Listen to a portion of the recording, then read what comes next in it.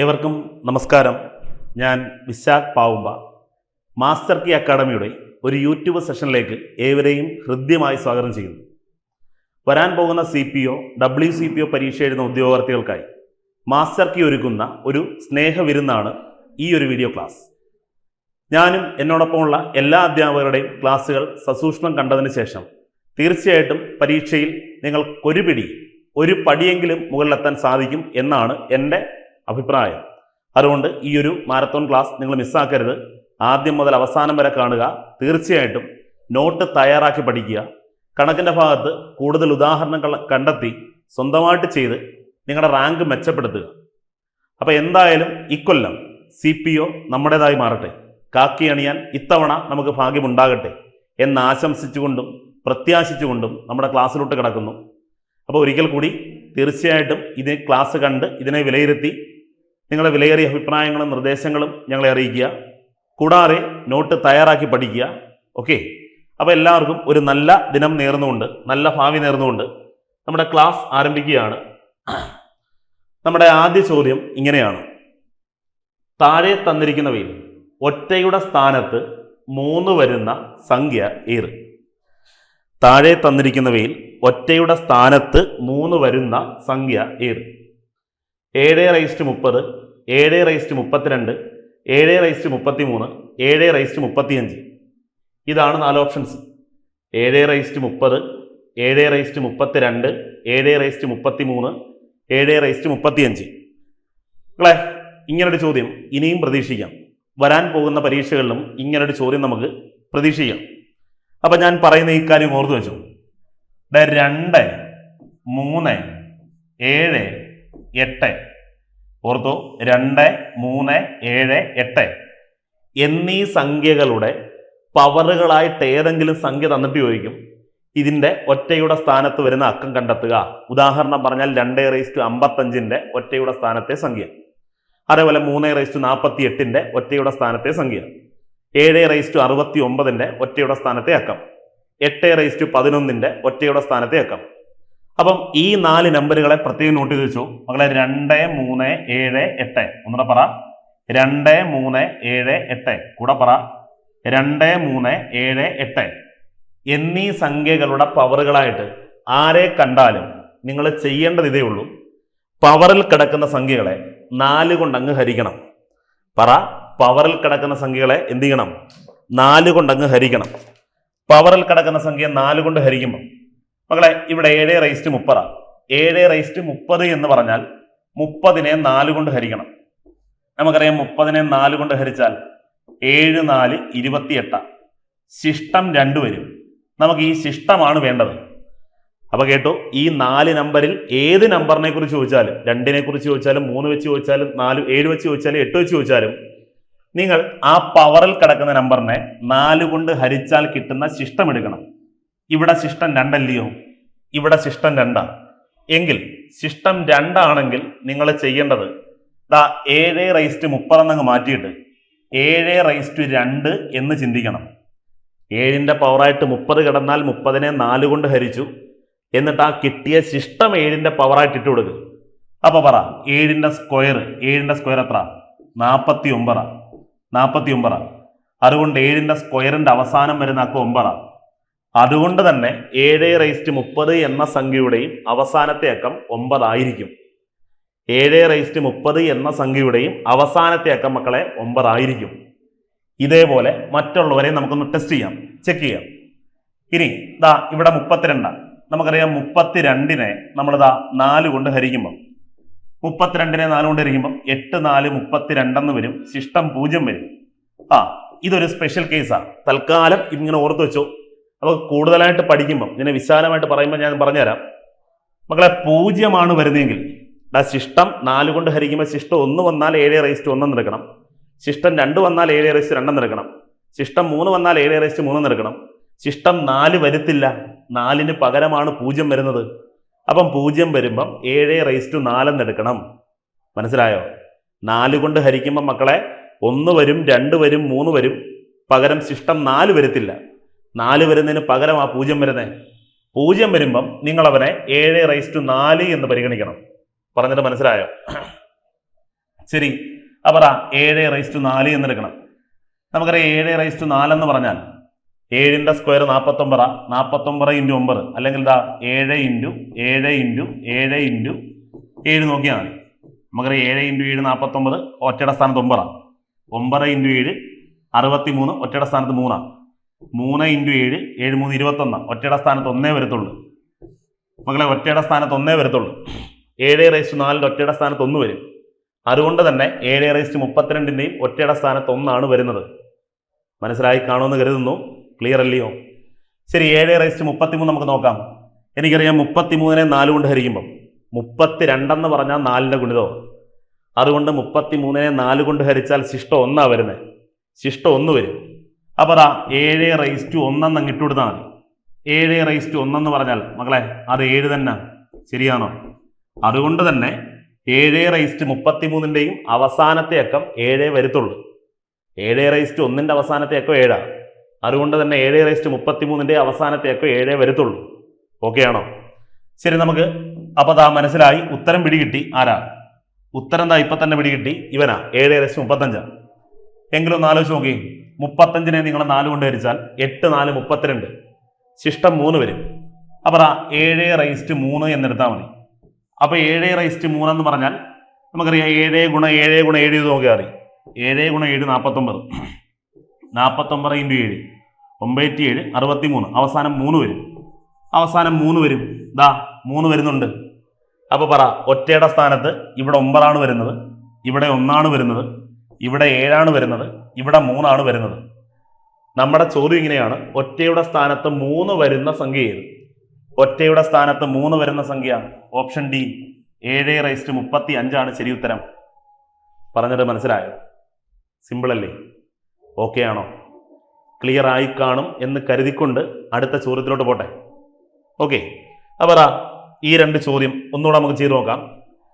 8/69ന്റെ ഒറ്റയുടെ സ്ഥാനത്തെ അക്കവും, അതുപോലെ 3/47ന്റെ ഒറ്റയുടെ സ്ഥാനത്തെ അക്കവും ഒന്ന് കണ്ടുപിടിച്ച് നോക്കാം.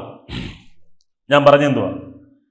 2, 3, 7, 8 എന്നീ സംഖ്യകളുടെ പവറുകളായിട്ട് ആരെ തന്നാലും ആ പവറിനെ നിങ്ങൾ 4 കൊണ്ട് ഹരിക്കണം. ശരി, 1 4 4, ശിഷ്ടം 2 29, 7 4 28, ശിഷ്ടം 1. ഞാൻ പറഞ്ഞ എത്രയേ ഉള്ളൂ. 4 കൊണ്ട് ഹരിച്ചാൽ കിട്ടുന്ന ശിഷ്ടം എത്രയാണോ അത് നമ്മുടെ ഈ ഒരു സംഖ്യയുടെ പവറാക്കി അങ്ങോട്ട് ഇട്ട് കൊടുക്കണം. 8/69 പകരം 8/1 ഇട്ട് കൊടുക്കണം. ഇനി 8/1 എന്ന് പറഞ്ഞാൽ മക്കളെ എത്ര തന്നെ? അത് 8. അതുകൊണ്ട് തന്നെ 8/69ന്റെ ഒറ്റയുടെ സ്ഥാനത്തെ അക്കം 8 ആണ്. മനസ്സിലായോ? ശരി, ഇവിടെ നോക്കാം. 47നെ 4 കൊണ്ട് ഹരിക്കുമ്പം നമുക്കറിയാം 11 4 44, ശിഷ്ടം 3 അല്ലേ? 3/47 പകരം 3/3 എന്നെഴുതാം. നമുക്കറിയാം 3/3 എന്ന് പറഞ്ഞാൽ 3 × 3 × 3, 3 × 3 × 3 27. 27ന്റെ ഒറ്റയുടെ സ്ഥാനത്തേക്ക് 7. അതുകൊണ്ട് തന്നെ 3/47ന്റെയും ഒറ്റയുടെ സ്ഥാനത്തേക്കം 7 ആണ്. മനസ്സിലായി കാണുമെന്ന് കരുതട്ടെ. അടുത്ത ചോദ്യത്തിലോട്ട് പോട്ടെ. ശരി, നമുക്ക് അടുത്ത ചോദ്യം പരിശോധിക്കാം. ഒരു പട്ടാള ക്യാമ്പിൽ 24 പട്ടാളക്കാർക്ക് 48 ദിവസത്തേക്ക് ഭക്ഷണം ഉണ്ട്.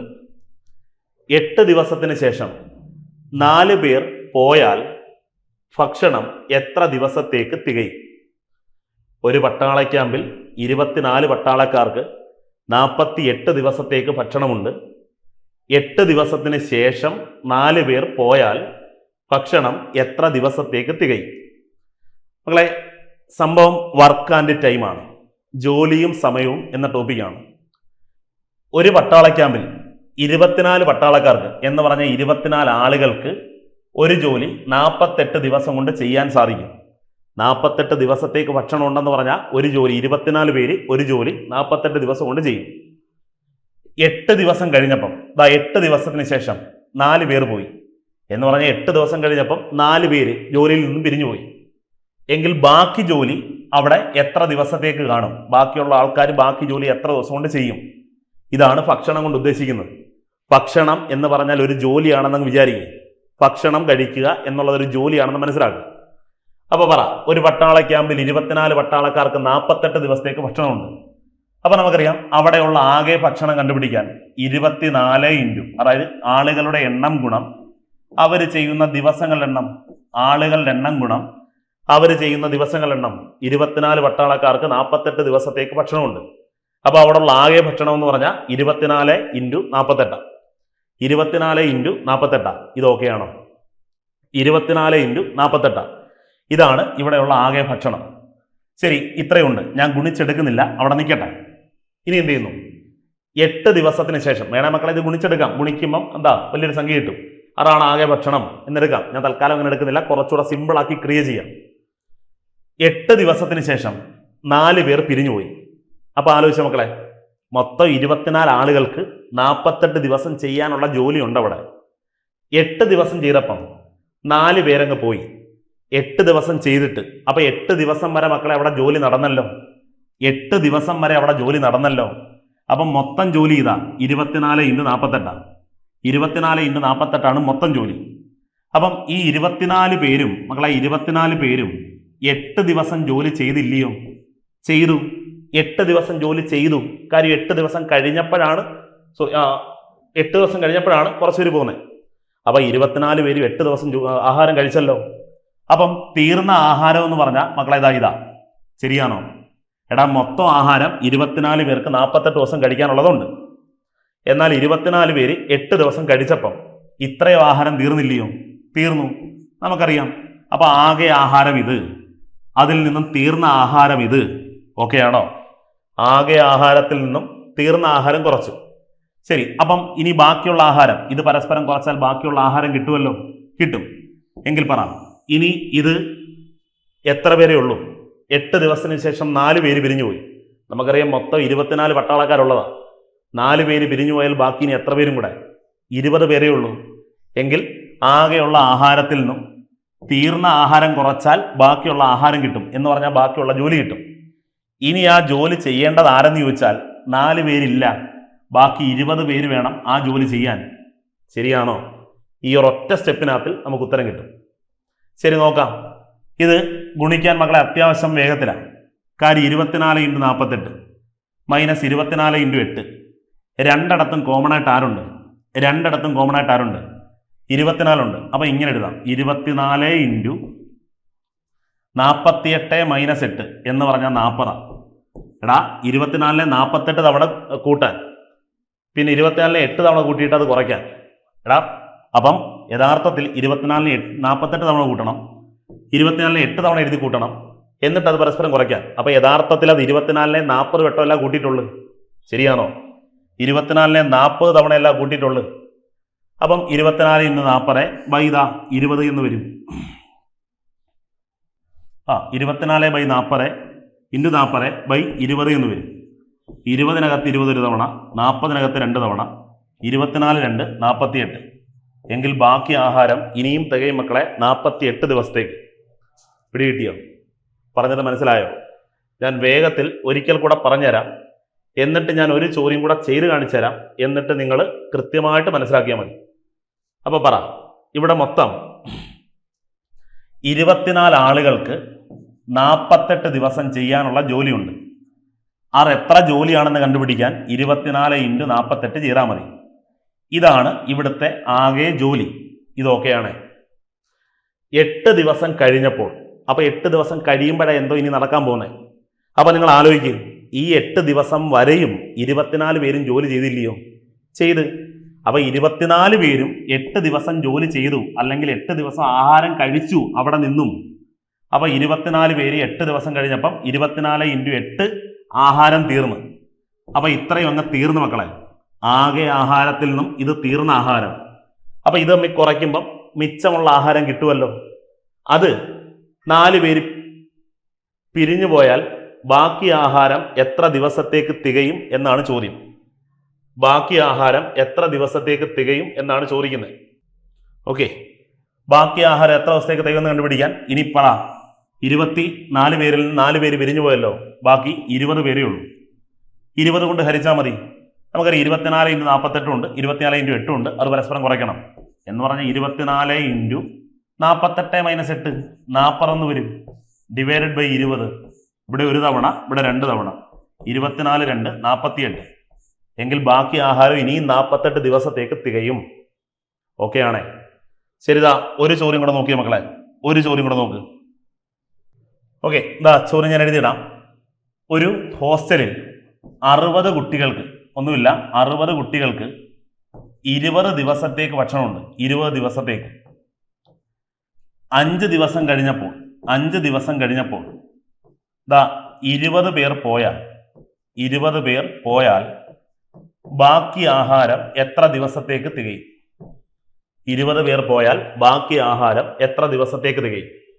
ഒന്നുമില്ല, 60 കുട്ടികൾക്ക്, മക്കളെ 60 കുട്ടികൾക്ക് 20 ദിവസത്തേക്ക് ഭക്ഷണമുണ്ട്. എങ്കിൽ അവിടുത്തെ ആകെ ഭക്ഷണം എന്ന് പറഞ്ഞാൽ 60 ഇൻറ്റു 20. അതായത് ആകെ അവിടുത്തെ ജോലി 60 ഇൻറ്റു 20. 60 ഇൻറ്റു 20. ഓക്കെ ആണേ? 60 ഇൻറ്റു 20. ശരി, 5 ദിവസത്തിന് ശേഷം 20 പേർ പോയി. മക്കളെ അവിടെ ആകെ ആഹാരം 60 കുട്ടികൾക്ക് 20 ദിവസം കഴിക്കാനുണ്ടെങ്കിൽ 60 ഇൻറ്റു 20 മൊത്തം ഇതാണ് ആഹാരം. 5 ദിവസം വരെ അവിടെ ആഹാരം കഴിച്ചല്ലോ. ഈ 60 പേരും 5 ദിവസം അവിടെ ആഹാരം കഴിച്ചു. 60 പേരും മക്കളെ 5 ദിവസം ആഹാരം കഴിച്ചു. 60 പേരും 5 ദിവസം ആഹാരം കഴിച്ചു. എങ്കിൽ അവർ കഴിച്ചു തീർത്ത ആഹാരം എന്ന് പറഞ്ഞാൽ 60 ഇൻറ്റു 5 അല്ലേ? 60 ഇൻറ്റു 5 അല്ലേ? ആണ്. ഇതാണ് അവർ കഴിച്ചു തീർത്ത ആഹാരം. എങ്കിൽ മിച്ചമുള്ള ആഹാരം കണ്ടുപിടിക്കാൻ 60 ഇൻറ്റു 20 നിന്നും, അതായത് ആകെ ആഹാരത്തിൽ നിന്നും തീർന്ന ആഹാരം കുറച്ചാൽ മതി. അപ്പൊ ഇതാണ് മിച്ചമുള്ള ആഹാരം. ഇനി പറ, 20 പേര് പോയി, 5 ദിവസം കഴിഞ്ഞപ്പോൾ 20 പേര് പോയി. പിന്നെ എത്ര പേരേ ഉള്ളൂ? മക്കളെ? പിന്നെ 40 പേരേ ഉള്ളൂ. 60 പേരിൽ നിന്നും ബാക്കി 20 പേര് പോയാൽ ഇനി 40 പേരേ ഉള്ളൂ. എങ്കിൽ 40 പേര് ഈ ആഹാരം എത്ര ദിവസം കൊണ്ട് തികയുമെന്നറിയാൻ 40 കൊണ്ട് ഹരിച്ചാൽ മതി. അപ്പൊ നോക്ക്, 60 ഇൻറ്റു 20 ഉണ്ട്, 60 ഇൻറ്റു 5 ഉണ്ട്. അത് പരസ്പരം കുറയ്ക്കാനാണ്. രണ്ടിടത്തും കോമൺ 60. 60 ഇൻറ്റു 20 മൈനസ് 5 എന്ന് പറഞ്ഞ മക്കളെ 15 ബൈ 40 എന്ന് വരും. ഓക്കെ, 0 വെട്ടാം. ഓക്കെ ആണോ? 0 വെട്ടി. 4-നകത്ത് 2 വെട്ടം. 6-നകത്ത് 3 വെട്ടം. 15 3 45. 45 ബൈ 2 എന്ന് വരും. 45 ബൈ 2. 45ന്റെ പകുതി എന്ന് പറഞ്ഞാൽ 22.5 എന്ന് വരും. അതായത് ബാക്കി ആഹാരം ഇനി അവിടെ 22.5 ദിവസത്തേക്ക് തികയും. ബാക്കി ആഹാരം അവിടെ 22.5 ദിവസത്തേക്ക് തികയും. ഇതാണ് നമ്മുടെ ശരി ഉത്തരം. മനസ്സിലായി കാണും എന്ന് കരുതട്ടെ. ഓക്കെ ആണോ? നമുക്ക് അടുത്ത ചോദ്യത്തിലോട്ട് പോവാം. ദാ അടുത്ത ചോദ്യം ഇങ്ങനെയാണ്. 1/241 raised minus 1/5 minus 1/232 raised minus 1/5 whole raised minus 1 into 1/3, sorry minus ആണേ, ഇവിടെ മൈനസ് ഉണ്ട്. 1/3 റൈസ്റ്റ് മൈനസ് 1 മൈനസ്, ഇവിടെ മൈനസ് ഉണ്ട്. 1/4 raised minus 1 the whole raised minus 1. ലഘൂകരിക്കുക. ഇതിനെ ലഘൂകരിക്കുക എന്നാണ് പറയുന്നത്. മക്കളെ ഇതിനെ ലഘൂകരിക്കുക. ഓക്കെ, ഇവിടെ നടുക്ക് പ്ലസ് ആണ്. ഓക്കെ, ചോദ്യം ഒരു ചെറിയ മിസ്റ്റേക്ക് പറ്റിയാണ്, ക്ഷമിക്കുക. അപ്പൊ ഇതിനെ ലഘൂകരിച്ച് പറയണം. ഓപ്ഷൻ ഉണ്ട് -1, 0, 1, 2. ചോദ്യം ഞാൻ ഈ ഫസ്റ്റ് പാർട്ട് മാത്രം മക്കളെ ഒന്ന് മാറ്റി എഴുതി കാണിച്ചു തരാം. ഫസ്റ്റ് പാർട്ട് മാത്രം ദാ ഇങ്ങനെ വരും. 1/243 raise to minus 1/5 minus 1/32 raise to minus 1/5 the whole raise to minus 1. ഇതാണ് ഫസ്റ്റ് പാർട്ട്. ഞാൻ ഫസ്റ്റ് പാർട്ട് മാത്രം ആദ്യം ചെയ്ത് കാണിച്ചു തരാം. എന്നിട്ട് സെക്കൻഡ് പാർട്ട് അപ്പോൾ നിങ്ങൾക്ക് മനസ്സിലാവും എന്താണ് ചെയ്യേണ്ടതെന്ന്. മക്കളെ ഇത്രയേ ഉള്ളൂ. ഇവിടെ എന്താ റൈസ് ടു ഒരു മൈനസ് 1/5 കിടക്കുന്നതാണ് പലർക്കും ഒരു ബുദ്ധിമുട്ടാവുന്നത്. അപ്പൊ നമ്മൾ ചെയ്യേണ്ടത്, ഇവിടെ എങ്ങനെയെങ്കിലും ഈ പവറിൽ വന്ന 5 വെട്ടിപ്പോണം. ഈ പവറിൽ കിടക്കുന്ന 5നെ വെട്ടിക്കളയണം. മൈനസ് അവിടെ കിടന്നോട്ടെ, നമുക്ക് അവനെ അവസാനം കളയാം. ഏറ്റവും അവസാനം കളഞ്ഞാൽ മതി. ഈ 5 ഏത് വിധേനയും വെട്ടിപ്പോണം. ആ 5 ഏത് വിധേനയും വെട്ടിപ്പോകണമെങ്കിൽ ഈ 243നെ ഏതെങ്കിലും സംഖ്യയുടെ 5ാമത്തെ പവർ ആക്കാൻ പറ്റുമോ നോക്കണം. ഈ 243നെ ഏതെങ്കിലും സംഖ്യയുടെ 5ാമത്തെ പവർ ആക്കാൻ പറ്റുമോ നോക്കണം. പറ്റും. മക്കളെ 3ന്റെ അഞ്ചാമത്തെ പവർ, അതായത് 3/5 ആണ് 243. ശരി, അപ്പൊ ഞാൻ ദാ ഇങ്ങനെ എഴുതുക. 1 നോക്കാം 3/5 the whole raise to -1/5. Okay ആണേ? ശരി, മൈനസ് ഉണ്ട്, ഒരു മൈനസ് ഇട്ട്. അതുപോലെ മക്കളെ ഈ 5 വെട്ടിപ്പോണം. ആ 5 വെട്ടിപ്പോകണമെങ്കിൽ 32നെ ഏതെങ്കിലും സംഖ്യയുടെ അഞ്ചാമത്തെ പവർ ആക്കാൻ പറ്റുമോ നോക്കണം. പറ്റും. 32 എന്ന് പറഞ്ഞാൽ 2ന്റെ അഞ്ചാമത്തെ പവറാണ്, അതായത് 2/5 ആണ് 32. അപ്പൊ ഇങ്ങനെ എഴുതാം 1/32 1/32 റൈസ് 1/2/5 1/2/5 ഹോൾ റൈസ് ടു -1/5 എന്ന് വരും. ഇനി മൊത്തത്തിൽ ഹോൾ റൈസ് ഒന്നുണ്ട്, -1 ഉണ്ട്.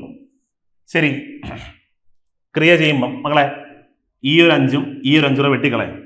ശരിയാണോ? ഈ ഒരു 5ഉം ഈ ഒരു 5 വെട്ടിപ്പോയി. അവിടെ പിന്നെ ബാക്കി 1/3/-1 എന്നുണ്ട്. 1/3/-1. ഈ ഒരു 5ഉം ഈ ഒരു 5 വെട്ടിക്കളയാം. അവിടെ -1/2/-1 ഉണ്ട്. Whole raise to -1. ഓക്കെ ആണേ? ഇത്രയും ഓക്കെ ആണെന്ന് കരുതുന്നു. മക്കളെ ഈ സാധനം A⁻m എന്നാണ് കിടക്കുന്നത്. താഴെ കിടക്കുന്ന ഇവനെ മാത്രം നോക്കി. A⁻m എന്നാണ് കിടക്കുന്നത്. A⁻m. ഓക്കെ, A⁻m എന്നാണ് കിടക്കുന്നത്. നമുക്കറിയാം A⁻m എങ്ങനെ എഴുതാം? A⁻m എങ്ങനെ എഴുതാം? 1/A⁻m എന്ന് എഴുതാം. അപ്പൊ ഇവിടെ എങ്ങനെ എഴുതാം? 1/3/1 എന്ന് എഴുതാം. എന്ന് പറഞ്ഞാൽ 1/3, അതായത് 1/, ഒന്നുകൂടെ 1/, അതായത് ഈ 1 അതേപോലെ എഴുതി, ഈ 1 അതേപോലെ നമ്മൾ എഴുതി. ശേഷം എന്താ ചെയ്യുന്നത്?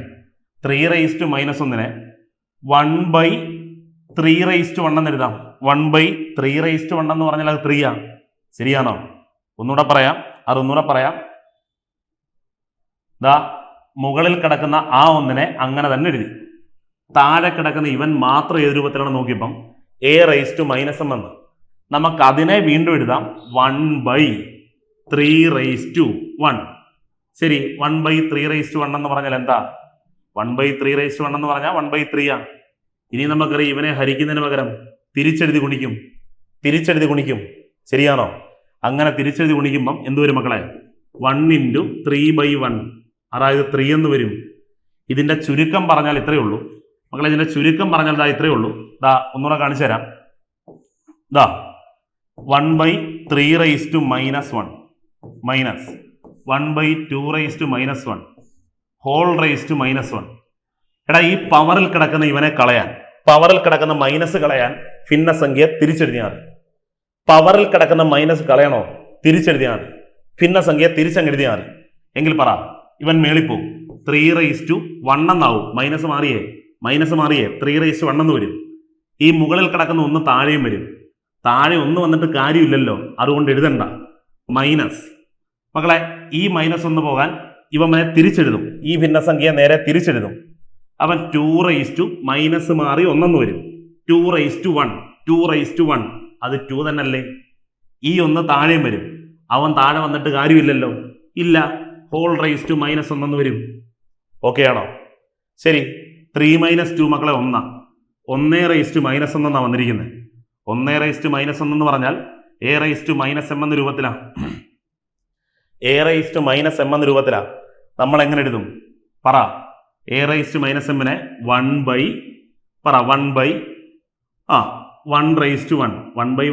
എന്ന് പറഞ്ഞാൽ 1 അല്ലേ?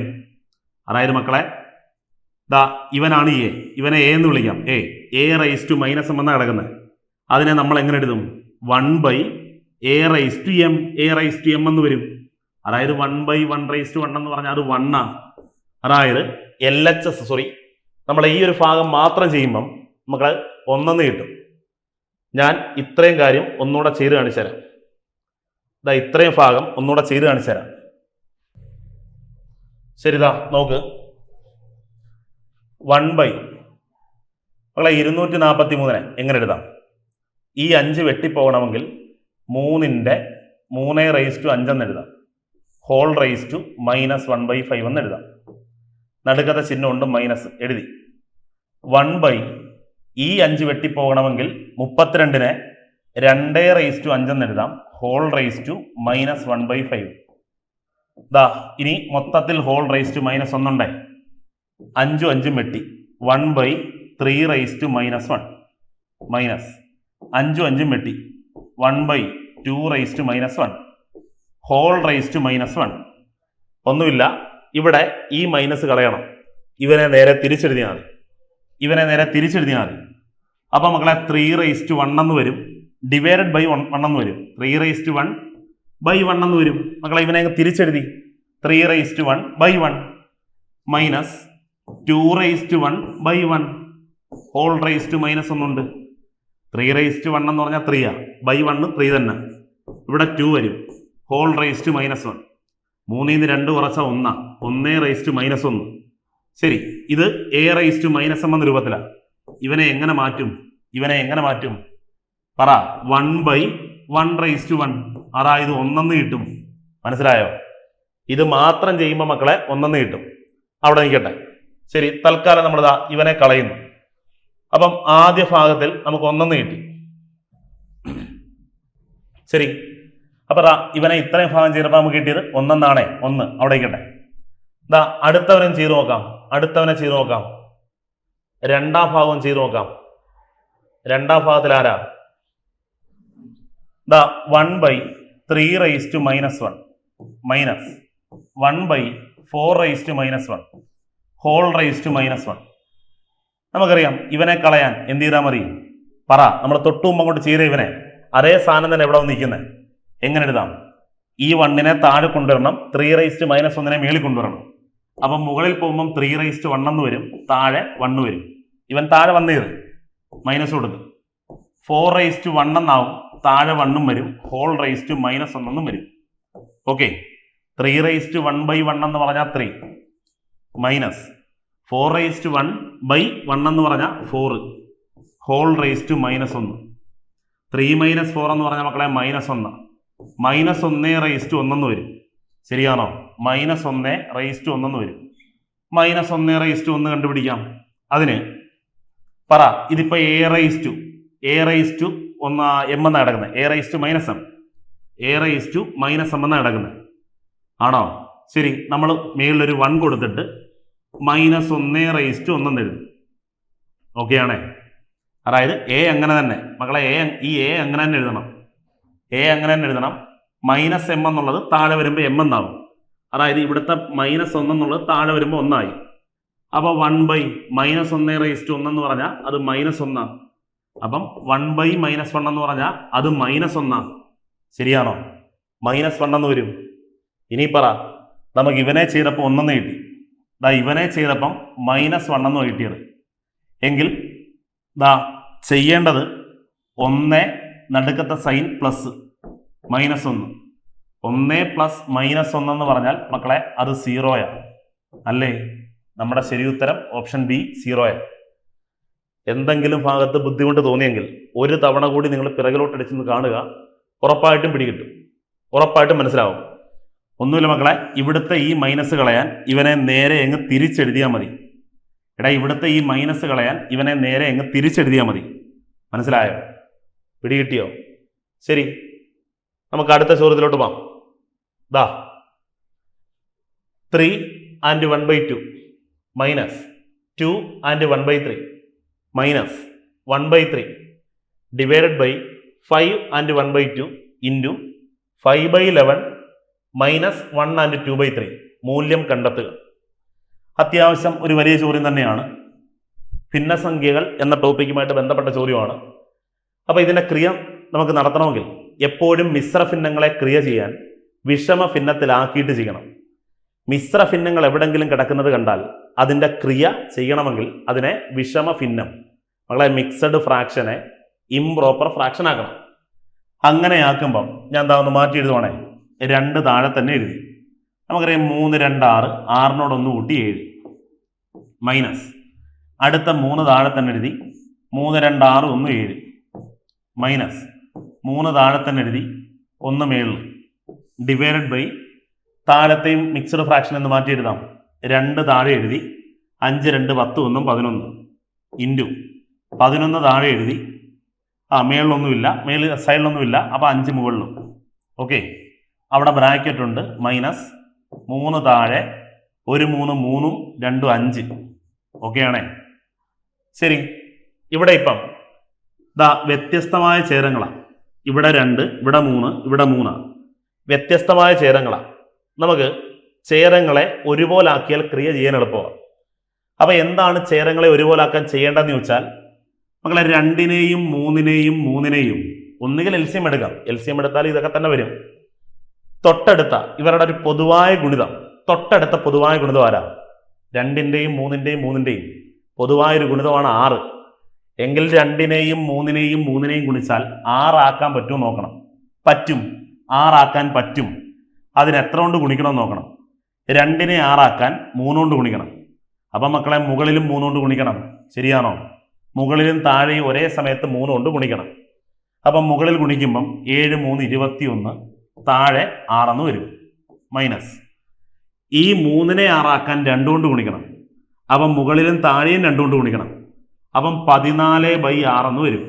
ഓക്കെ, മൈനസ് ഈ 3നെ 6 ആക്കാൻ 2 കൊണ്ട് ഗുണിക്കണം.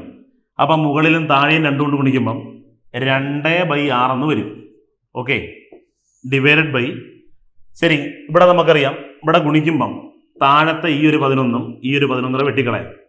പിന്നെ കിടക്കുന്നത് 5/2. 5/2 മൈനസ് 5/3. Okay, 5/2 minus 5/3. പറ, മുകളിൽ 3 ഒരേ ചേരമായില്ലേ? ഒരേ ചേരം വന്നാൽ എന്ത് ചെയ്യാം? ചേരം അതേപടി എഴുതാം. 6 അങ്ങനെ തന്നെ എഴുതി. ഇത് കുറച്ചാൽ മതി. 21 മൈനസ് 14. 21 14 കുറച്ചാൽ മക്കളെ 7. 7 മൈനസ് 2. അതായത് ചേരം ഒരേപോലെ ആണെങ്കിൽ അംശങ്ങളെ കൂട്ടിയാൽ മതി. കൂട്ടണമെങ്കിൽ കൂട്ടിയാൽ മതി. ഇവിടെ ഇപ്പോൾ കുറയ്ക്കുക, അതുകൊണ്ട് കുറച്ചാൽ മതി. 21 14 കുറച്ചാൽ 7. 7 2 കുറച്ചാൽ 5 വരും. ഓക്കെ, മുകളിൽ കിട്ടും മക്കളെ 5/6. 5/6 കിട്ടും. ശരി, ഇനി താഴെ 2 വ്യത്യസ്ത ചേരങ്ങളാണ്. ഇതിനെ നമുക്ക് നേരത്തെ ഇതുപോലെ ഒരേ ചേരമാക്കാം. 2നെയും 3നെയും കൂടെ 6 മാറ്റാം. അപ്പം 2നെ 6 ആക്കാൻ 3 കൊണ്ട് ഗുണിക്കണം. അപ്പം മുകളിൽ 15 താഴെ 6 മൈനസ് 3നെ 6 ആക്കാൻ 2 കൊണ്ട് ഗുണിക്കണം. അപ്പം മുകളിലും താഴെയും 2 കൊണ്ട് ഗുണിക്കുമ്പം 10/6 വരും. ഓക്കെ, ശരി. അപ്പോൾ ഇങ്ങനെ 5/6 ഡിവൈഡഡ് ബൈ ഒരേ ചേരം അങ്ങനെ തന്നെ എഴുതും. 6. 15 10 കുറച്ചാൽ 5. നോക്കിയ മക്കളെ, 5/6 ഡിവൈഡഡ് ബൈ 5/6. നമുക്കറിയാം, താഴെ ഒരു ഭിന്നസംഖ്യ ഹരിക്കുന്നതിന് പകരം തിരിച്ചെഴുതി ഗുണിക്കണം. അപ്പം 5/6 ഇൻറ്റു ഇവനെ തിരിച്ചെഴുതുമ്പം 6/5. 5ഉം 5ഉം വെട്ടിപ്പോയി, 6ഉം 6ഉം വെട്ടിപ്പോയി. നമ്മുടെ ഉത്തരം എല്ലായിടത്തും വെട്ടിപ്പോയാലും അവിടെ ഒന്നുണ്ട്. 1 ശരി ഉത്തരം. മക്കളെ, ഓപ്ഷൻ എ എന്ന് പറയുന്ന 1 കേട്ടോ. 1. ഓപ്ഷൻ എ എന്നത് 1. Option B -1. Option C 2. Option D -2. നമ്മുടെ ശരി ഉത്തരം 1. മനസ്സിലായി കാണുമെന്ന് കരുതുന്നു. ക്ലിയർ അല്ലയോ? ഓക്കെ ആണോ? അടുത്ത ചോദ്യം പരിശോധിക്കാം. വാ. ഒരു വ്യാപാരി 108 പെട്ടി ആപ്പിൾ വിറ്റു. കുറച്ച് പെട്ടികൾ വിറ്റത് 20% ലാഭത്തിനും ബാക്കി 7% നഷ്ടത്തിനും. അയാളുടെ ആകെ ലാഭം 13% ആയാൽ ലാഭത്തിന് വിറ്റ പെട്ടികളുടെ എണ്ണമെത്ര? ചോദ്യം ഒരിക്കൽ കൂടി. ഒരു വ്യാപാരി 108 പെട്ടി ആപ്പിൾ വിറ്റു. കുറച്ച് പെട്ടികൾ വിറ്റത് 20% ലാഭത്തിനും ബാക്കി വിറ്റത് 7% നഷ്ടത്തിനും. അയാളുടെ ആകെ ലാഭം 13% ആയാൽ ലാഭത്തിന് വിറ്റ പെട്ടികളുടെ എണ്ണം എത്ര? ഇത് വേണമെങ്കിൽ നമുക്ക് ലാഭത്തിന് വിറ്റ പെട്ടികളെ എക്സ് എന്ന് വിളിക്കാം. അപ്പം ബാക്കിയുള്ള പെട്ടികളെ എത്ര? 108 മൈനസ് എക്സ് എന്ന് വിളിക്കും. അങ്ങനെയൊക്കെ ചെയ്യുന്ന ഒരു വലിയ മാർഗമുണ്ട്. നമ്മൾ അങ്ങനൊന്നും ചെയ്യുന്നില്ല. ഇത് ചെയ്യാൻ പറ്റുന്ന എളുപ്പമാർഗം. മക്കളെ, ഒരു വ്യാപാരി മൊത്തം വിറ്റ പെട്ടികൾ തന്നിട്ടുണ്ട്. കുറച്ച് വിറ്റത് ഇത്ര ശതമാനം ലാഭത്തിന്, കുറച്ച് വിറ്റ് ഇത്ര ശതമാനം നഷ്ടത്തിന്. എന്നാൽ രണ്ടും കൂടെ മിക്സ് ചെയ്തപ്പം, മൊത്തത്തിൽ മിക്സ് ചെയ്ത് നോക്കിയപ്പം 13% ലാഭം കിട്ടി. എടാ കുറച്ച് വിറ്റപ്പോൾ ലാഭം, കുറച്ച് വിറ്റപ്പോൾ നഷ്ടം. എന്നാൽ ഇത് ലാഭത്തിൻ്റെയും നഷ്ടത്തിൻ്റെയും മിക്സ് എടുത്തപ്പം മൊത്തത്തിൽ അവന് ലാഭമോ അല്ലേ? അപ്പം നമുക്കിത് ചെയ്യാൻ പറ്റുന്ന ഏറ്റവും നല്ല മാർഗം മിക്സർ ആൻഡ് അലിഗേറ്റ് ചെയ്യാൻ പറ്റും. മക്കളെ, ഇത് അലിഗേറ്റ് ചെയ്യാൻ പറ്റും. എങ്ങനെയെന്ന് ചോദിച്ചാൽ മൊത്തം 108 വെട്ടി ആപ്പിളാണ് വിറ്റത്. ശരിയാണോ?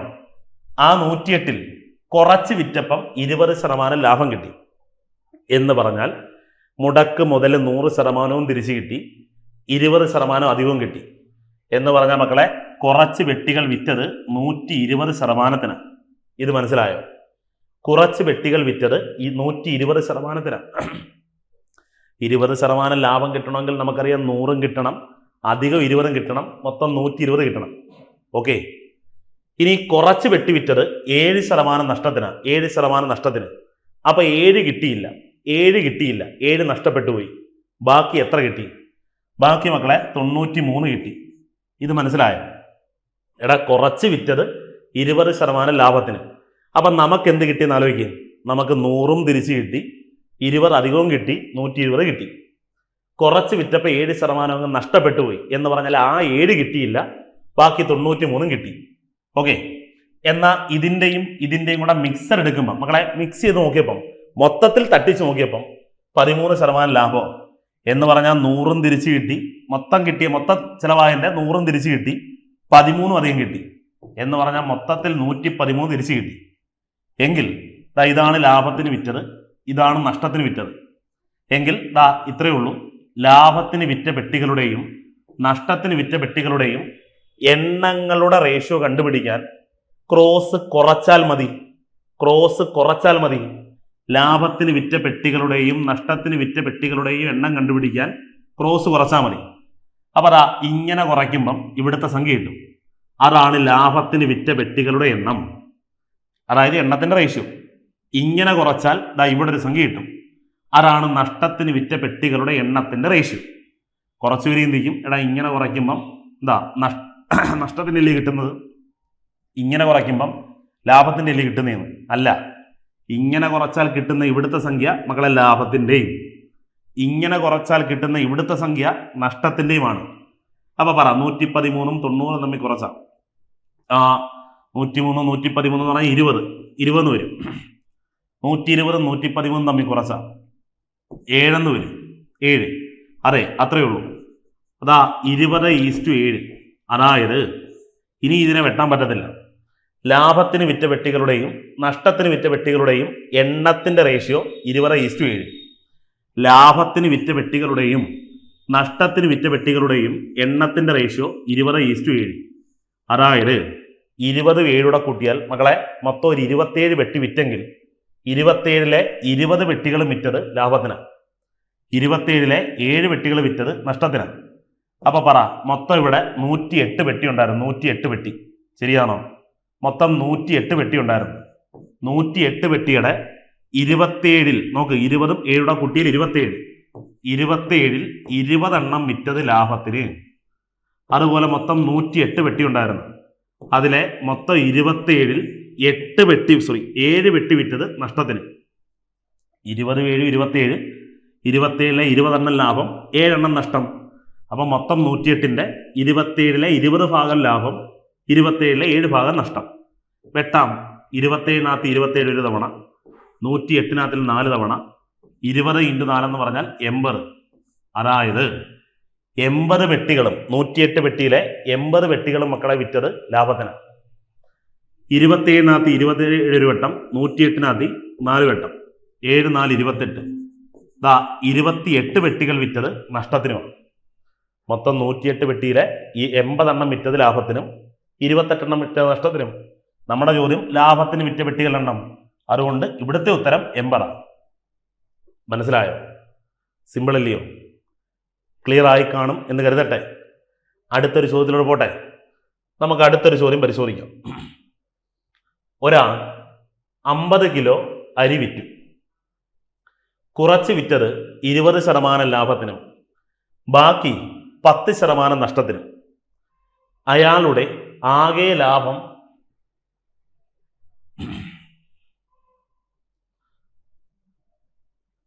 8% അയാളുടെ ആകെ ലാഭം 8% നഷ്ടത്തിന് വിറ്റ അരിയുടെ അളവെത്ര? നഷ്ടത്തിന് വിറ്റ അരിയുടെ അളവെത്ര? നഷ്ടത്തിന് വിറ്റ അരിയുടെ അളവാണ് കണ്ടെത്തേണ്ടത്. ഓക്കെ, അപ്പൊ ഒന്നുമില്ല. ഇത് ചെയ്യേണ്ട രീതി, ഒരാൾ മൊത്തം മക്കളെ 50 കിലോഗ്രാം അരിയാണ് വിൽക്കുന്നത്. മൊത്തം 50 കിലോഗ്രാം അരി വിൽക്കുന്നത്.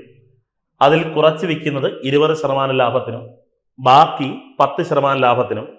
എന്നാൽ അയാളുടെ ആകെ ലാഭം 8% ആകെ. അപ്പൊ ആലോചിച്ച് നോക്ക്, കുറച്ച് വിറ്റത് 20% ലാഭത്തിന്, ബാക്കി വിറ്റത് 10% നഷ്ടത്തിന്. എന്നാൽ രണ്ടിൻ്റെ കൂടെ മിക്സ് ചെയ്ത് നോക്കിയപ്പം, രണ്ടുകൂടെ മിക്സ് ചെയ്ത് മൊത്തത്തിൽ നോക്കിയപ്പം അവൻ 8% ലാഭമാണ്. അപ്പൊ നമുക്കിത് എങ്ങനെ കണ്ടുപിടിക്കുന്നു വെച്ചാൽ മക്കളെ, കുറച്ച് വിറ്റപ്പോൾ 20% ലാഭം കിട്ടിയില്ലേ എന്ന് പറഞ്ഞാൽ 100% നമുക്ക് തിരിച്ചു കിട്ടി, ഒരു 20% അധികവും കിട്ടി. അതായത് 120%-ത്തിനാണ് വിറ്റത്. 120%-ത്തിനാണ് വിറ്റത്. ഓക്കെ, ബാക്കി വിറ്റത് എങ്ങനെയാണ്? 10% നഷ്ടത്തിനാണ്. എന്ന് പറഞ്ഞാൽ 10 കിട്ടിയില്ല, അപ്പൊ 90-നാണ് വിറ്റത്. അപ്പൊ കുറച്ച് വിറ്റത് ലാഭത്തിന്, കുറച്ച് വിറ്റത് നഷ്ടത്തിന്. എന്നാൽ രണ്ടുകൂടെ മിക്സ് എടുത്ത് നോക്കിയപ്പം 8% ലാഭമുണ്ട്. എന്ന് പറഞ്ഞാൽ 108% അവന് കിട്ടി. മൊത്തം 108 കിട്ടി.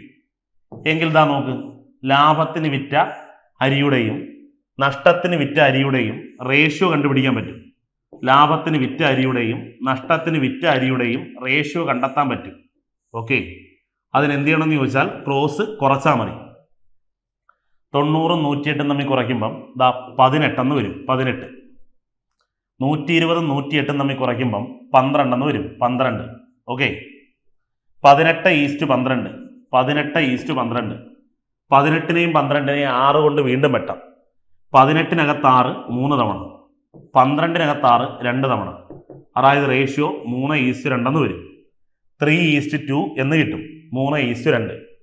അതായത് ലാഭത്തിന് വിറ്റ അരി 3 ആണെങ്കിൽ നഷ്ടത്തിന് വിറ്റ അരി 2. ഒന്നുകൂടെ വ്യക്തമാക്കിയാൽ 3-ഉം 2 കൂട്ടി മൊത്തം 5 ഭാഗം, മൊത്തം 5 കിലോഗ്രാം അരി നമ്മൾ വിറ്റെങ്കിൽ അതിലെ 3 കിലോഗ്രാമും വിറ്റത് ലാഭത്തിന്, അതിലെ 2 കിലോഗ്രാം വിറ്റത് നഷ്ടത്തിന്. എങ്കിൽ മൊത്തം നമുക്കറിയാം 50 കിലോഗ്രാം ഉണ്ട്. 50 കിലോഗ്രാം, 50 കിലോഗ്രാമിന്റെ 5-ലെ 3 ഭാഗം വിറ്റത് ലാഭത്തിനും 50 കിലോഗ്രാമിന്റെ 5-ലെ 2 ഭാഗം വിറ്റത് നഷ്ടത്തിനുമാണ്. ശരിയാണോ? അപ്പൊ പറ, 5-നകത്ത് 5 ഒരു തവണ, 50-നകത്ത് 10 തവണ. 10 × 3 30. 30 കിലോഗ്രാം വിറ്റത് ലാഭത്തിനും 5-നകത്ത് 5 ഒരു തവണ, 50-നകത്ത് 10 തവണ. 10 × 2 പറ 20. 20 കിലോഗ്രാം വിറ്റത് നഷ്ടത്തിനുമാണ്. മനസ്സിലായോ? 30 കിലോഗ്രാം ലാഭത്തിനും 20 കിലോഗ്രാം നഷ്ടത്തിനും. നമ്മുടെ ചോദ്യം നഷ്ടത്തിന് വിറ്റ അരി എന്നാ, നഷ്ടത്തിന് വിറ്റ അരിയാണ്. അപ്പൊ നഷ്ടത്തിന് വിറ്റത് 20. ശരി, ഉത്തരം 20. മനസ്സിലായോ? സിമ്പിൾ അല്ലേ? അടുത്തിലോട്ട് പോകാം. അപ്പൊ ഇതെല്ലാം നമുക്ക് ചോദിക്കാൻ സാധ്യതയുള്ള ചോദ്യങ്ങളാണ്. അടുത്തത്, ഒരു നിശ്ചിത തുകയ്ക്ക് 2 വർഷത്തെ സാധാരണ പലിശ 400 രൂപയും കൂട്ടുപലിശ 410 രൂപയും ആയാൽ പലിശ നിരക്ക് എത്ര? ഒരിക്കൽ കൂടി, ഒരു നിശ്ചിത തുകയ്ക്ക് 2 വർഷത്തെ സാധാരണ പലിശ 400 രൂപയും അതുപോലെ 2 വർഷത്തെ കൂട്ടുപലിശ 410 രൂപയും ആയാൽ പലിശ നിരക്ക് എത്ര എന്നാണ് ചോദിക്കുന്നത്. മക്കളേതാ, 2 വർഷത്തെ സാധാരണ പലിശ സിമ്പിൾ ഇൻട്രസ്റ്റ് 400 രൂപ. ഒരു നിശ്ചിത തുകയ്ക്ക് 2 കൊല്ലത്തെ സാധാരണ പലിശ 400 രൂപ, 2 കൊല്ലത്തെ കൂട്ടുപലിശ 410 രൂപ ആണെങ്കിൽ പലിശ നിരക്കാണ് കണ്ടെത്തേണ്ടത്. ഇത് കണ്ടെത്താൻ പലരും പല രീതിയിലൊക്കെ ചെയ്യാറുണ്ട്. ഏറ്റവും എളുപ്പമുള്ള മാർഗമുണ്ട്. അതായത് ഇവരുടെ വ്യത്യാസം 2 കൊല്ലത്തെ സാധാരണ പലിശയും 2 കൊല്ലത്തെ കൂട്ടുപലിശയും ആയിരിക്കണം. മക്കളെ, 2 കൊല്ലത്തെ സാധാരണ പലിശയും 2 കൊല്ലത്തെ കൂട്ടുപലിശയും ആയിരിക്കണം. അങ്ങനെയെങ്കിൽ ഇത് കണ്ടെത്തുന്ന ഷോർട്ട് കട്ടൊക്കെ എന്ന് പറഞ്ഞാൽ വ്യത്യാസം ബൈ ചെറിയ സംഖ്യയുടെ പകുതി × 100 ചെയ്താൽ മതി. പക്ഷെ കൺസെപ്റ്റ് ക്ലിയർ ആവാതെ ചെയ്ത് വെച്ചിട്ട് കാര്യമില്ല. അതുകൊണ്ട് തൽക്കാലം ചുമ്മാ ഒന്ന് കേട്ടു വെച്ചു. മക്കളെ, സാധാരണ പലിശ 2 കൊല്ലം കൊണ്ട് 400 കിട്ടി. നിങ്ങൾ കൃത്യമായ കൺസെപ്റ്റ് അറിഞ്ഞു പഠിച്ചാൽ 2 കൊല്ലം കൊണ്ട് നമ്മുടെ സാധാരണ പലിശ 400 കിട്ടി. നമുക്കറിയാം സാധാരണ പലിശയുടെ പ്രത്യേകത എന്തുവാ? ആദ്യ കൊല്ലം നമുക്ക് എന്താണോ തരുന്നത്, അതായത് നമ്മുടെ മുതലിന്റെ പലിശ തരും. ഇത് തന്നെയാണ് തൊട്ടടുത്ത കൊല്ലവും തരുന്നത്, അല്ലേ? ഇതാണ് പിന്നെയുള്ള കൊല്ലവും തരുന്നത്. ഇതാണ് പിന്നെയുള്ള ഓരോ കൊല്ലവും തരുന്നത്. ശരിയാണോ? എടാ, ഒന്നാം കൊല്ലം സാധാരണ പലിശയിൽ ഒന്നാം കൊല്ലം തരുന്ന പലിശ തന്നെ രണ്ടാം കൊല്ലം തരുന്നത്, ഇത് തന്നെ മൂന്നാം കൊല്ലം തരുന്നത്, ഇത് തന്നെ നാലാം കൊല്ലം തരുന്നത്, ഇത് തന്നെ 40-ാം കൊല്ലം തരുന്നത്, ഇത് തന്നെ 400-ാം കൊല്ലവും തരുന്നത്. അങ്ങനെയെങ്കിൽ 2 കൊല്ലം കൊണ്ട് മക്കളെ നമുക്ക് 400 കിട്ടിയെങ്കിൽ ഓരോ കൊല്ലവും എത്ര വീതം കിട്ടിയെന്ന് പറയാമോ? അത് തന്നെ. എടാ, ഒന്നാം കൊല്ലവും 200 കിട്ടും, രണ്ടാം കൊല്ലവും 200 കിട്ടും. വ്യക്തമാണോ? ക്ലിയർ ആണ്? ശരി, കൂട്ടുപലിശയിലോട്ട് വരുമ്പം മക്കളെ 2 കൊല്ലം കൊണ്ട് 400 കിട്ടിയെന്ന് പറയുന്നത് നമുക്കറിയാം. എപ്പോഴും കൂട്ടുപലിശയുടെ പ്രത്യേകത ഓരോ കൊല്ലം കഴിയുന്നതോറും കൂടിക്കൂടി പോകും. പക്ഷേ ഒന്നാം കൊല്ലത്തെ കൂട്ടുപലിശയുടെ പ്രത്യേകത എന്താണെന്ന് അറിയുമോ? എടാ, കൂട്ടുപലിശ ഉണ്ടാകണമെങ്കിൽ മിനിമം 2 കൊല്ലം വേണം. അപ്പോൾ ഒന്നാം കൊല്ലം കിട്ടുന്ന പലിശ എന്ന് പറഞ്ഞാൽ അത് സാധാരണ പലിശ തന്നെയല്ലേ? ആണ്.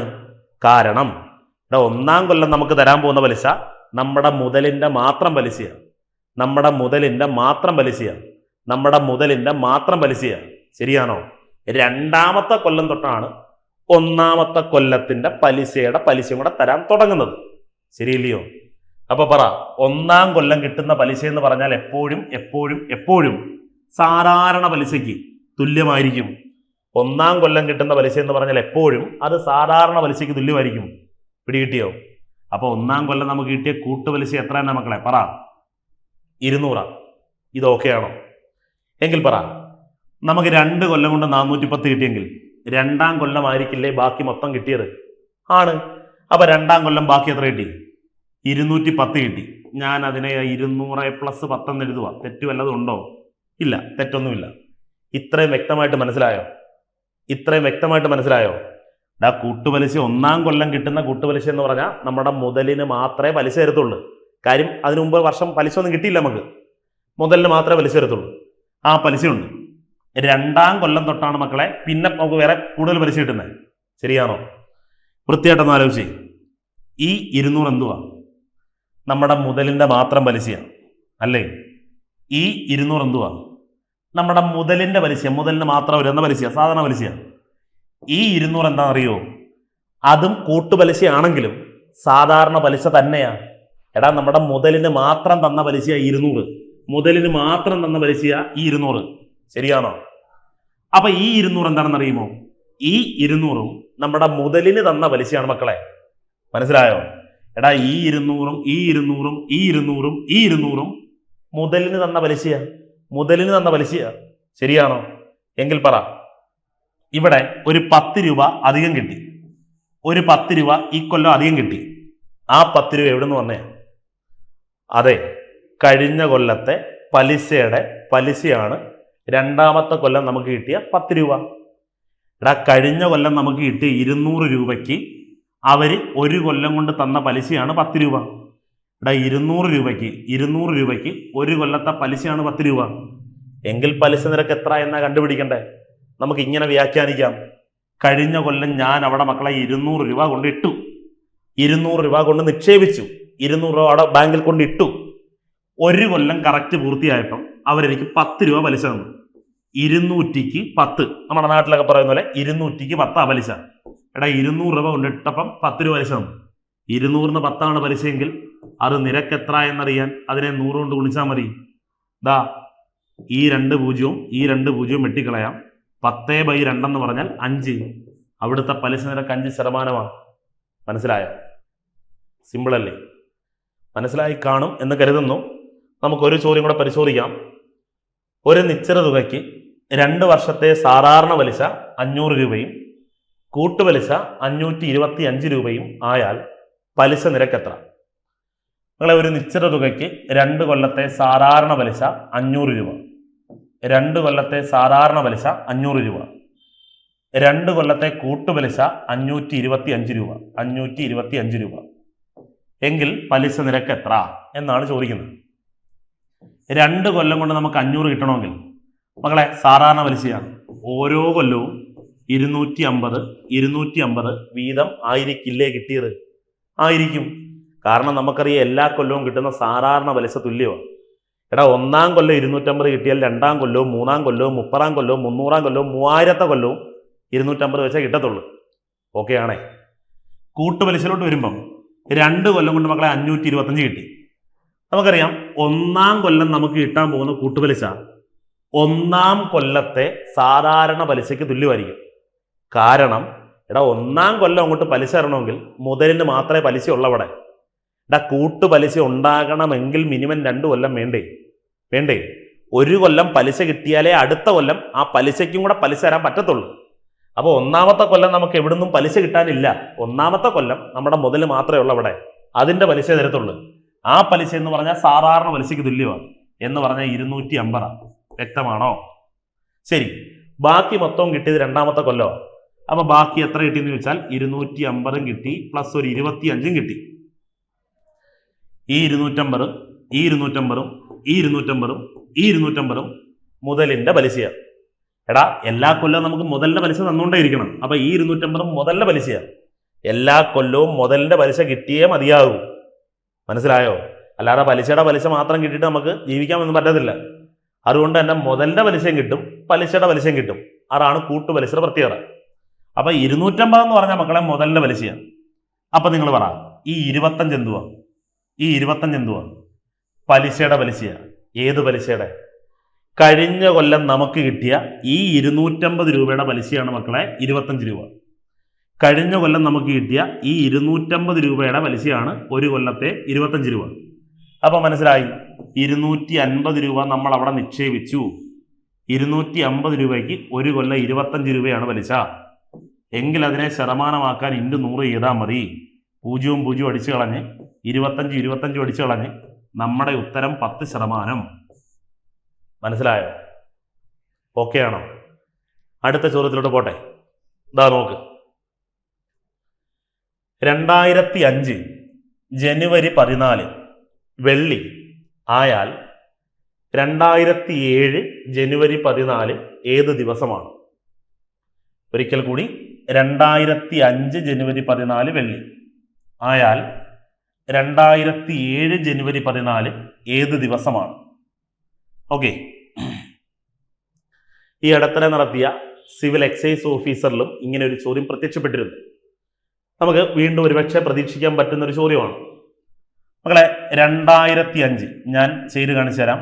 2005 ജനുവരി 14 ഒരു വെള്ളിയാണ്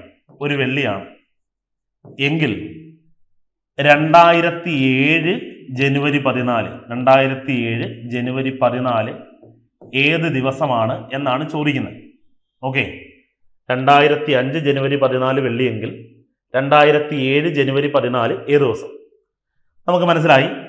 വ്യത്യസ്തമായ വർഷങ്ങളാ, എന്നാൽ സെയിം മാസമാണ്, ഒരേ മാസങ്ങളാണ്, ഒരേ ഡേറ്റുകളുമാണ്, ഒരേ തീയതികളുമാണ്, എന്നാൽ വ്യത്യസ്തമായ വർഷമാണെന്ന് മനസ്സിലായി. 2 വ്യത്യസ്തമായ വർഷങ്ങളിലെ ഒരേ മാസവും ഒരേ തീയതിയുമാണ് അല്ലേ? ഇങ്ങനൊരു ചോദ്യം വന്നാൽ കുറച്ച് പേരൊക്കെ ഇങ്ങനെ ചെയ്യാറുണ്ട്. 2005 ജനുവരി 14 വെള്ളി, അപ്പൊ 2006 ജനുവരി 14 കണ്ടുപിടിക്കും, പിന്നെ 2007 ജനുവരി 14 കണ്ടുപിടിക്കും. അങ്ങനെയൊക്കെ കണ്ടുപിടിക്കുവാണെങ്കിൽ 2007 പകരം ഞാൻ 2027 എന്നൊക്കെ എഴുതിയിരുന്നെങ്കിൽ ഉറപ്പായിട്ട് നിങ്ങൾ അത് എഴുതി മാത്രം ഒരു 5 മിനിറ്റ് കളഞ്ഞാൽ ഇല്ലേ? ശരി, നമ്മൾ അങ്ങനൊന്നും ചെയ്യണ്ട. നിങ്ങളിത് ചെയ്യേണ്ട എളുപ്പമാർഗം എന്താണെന്ന് ചോദിച്ചാൽ, മക്കളെ, ആദ്യം ചെയ്യേണ്ട സ്റ്റെപ്പ് ഈ പറയുന്ന 2005 ഈ പറയുന്ന 2007 തമ്മിലുള്ള ഗ്യാപ്പ് എടുക്കണം, തമ്മിലുള്ള വ്യത്യാസം എടുക്കണം.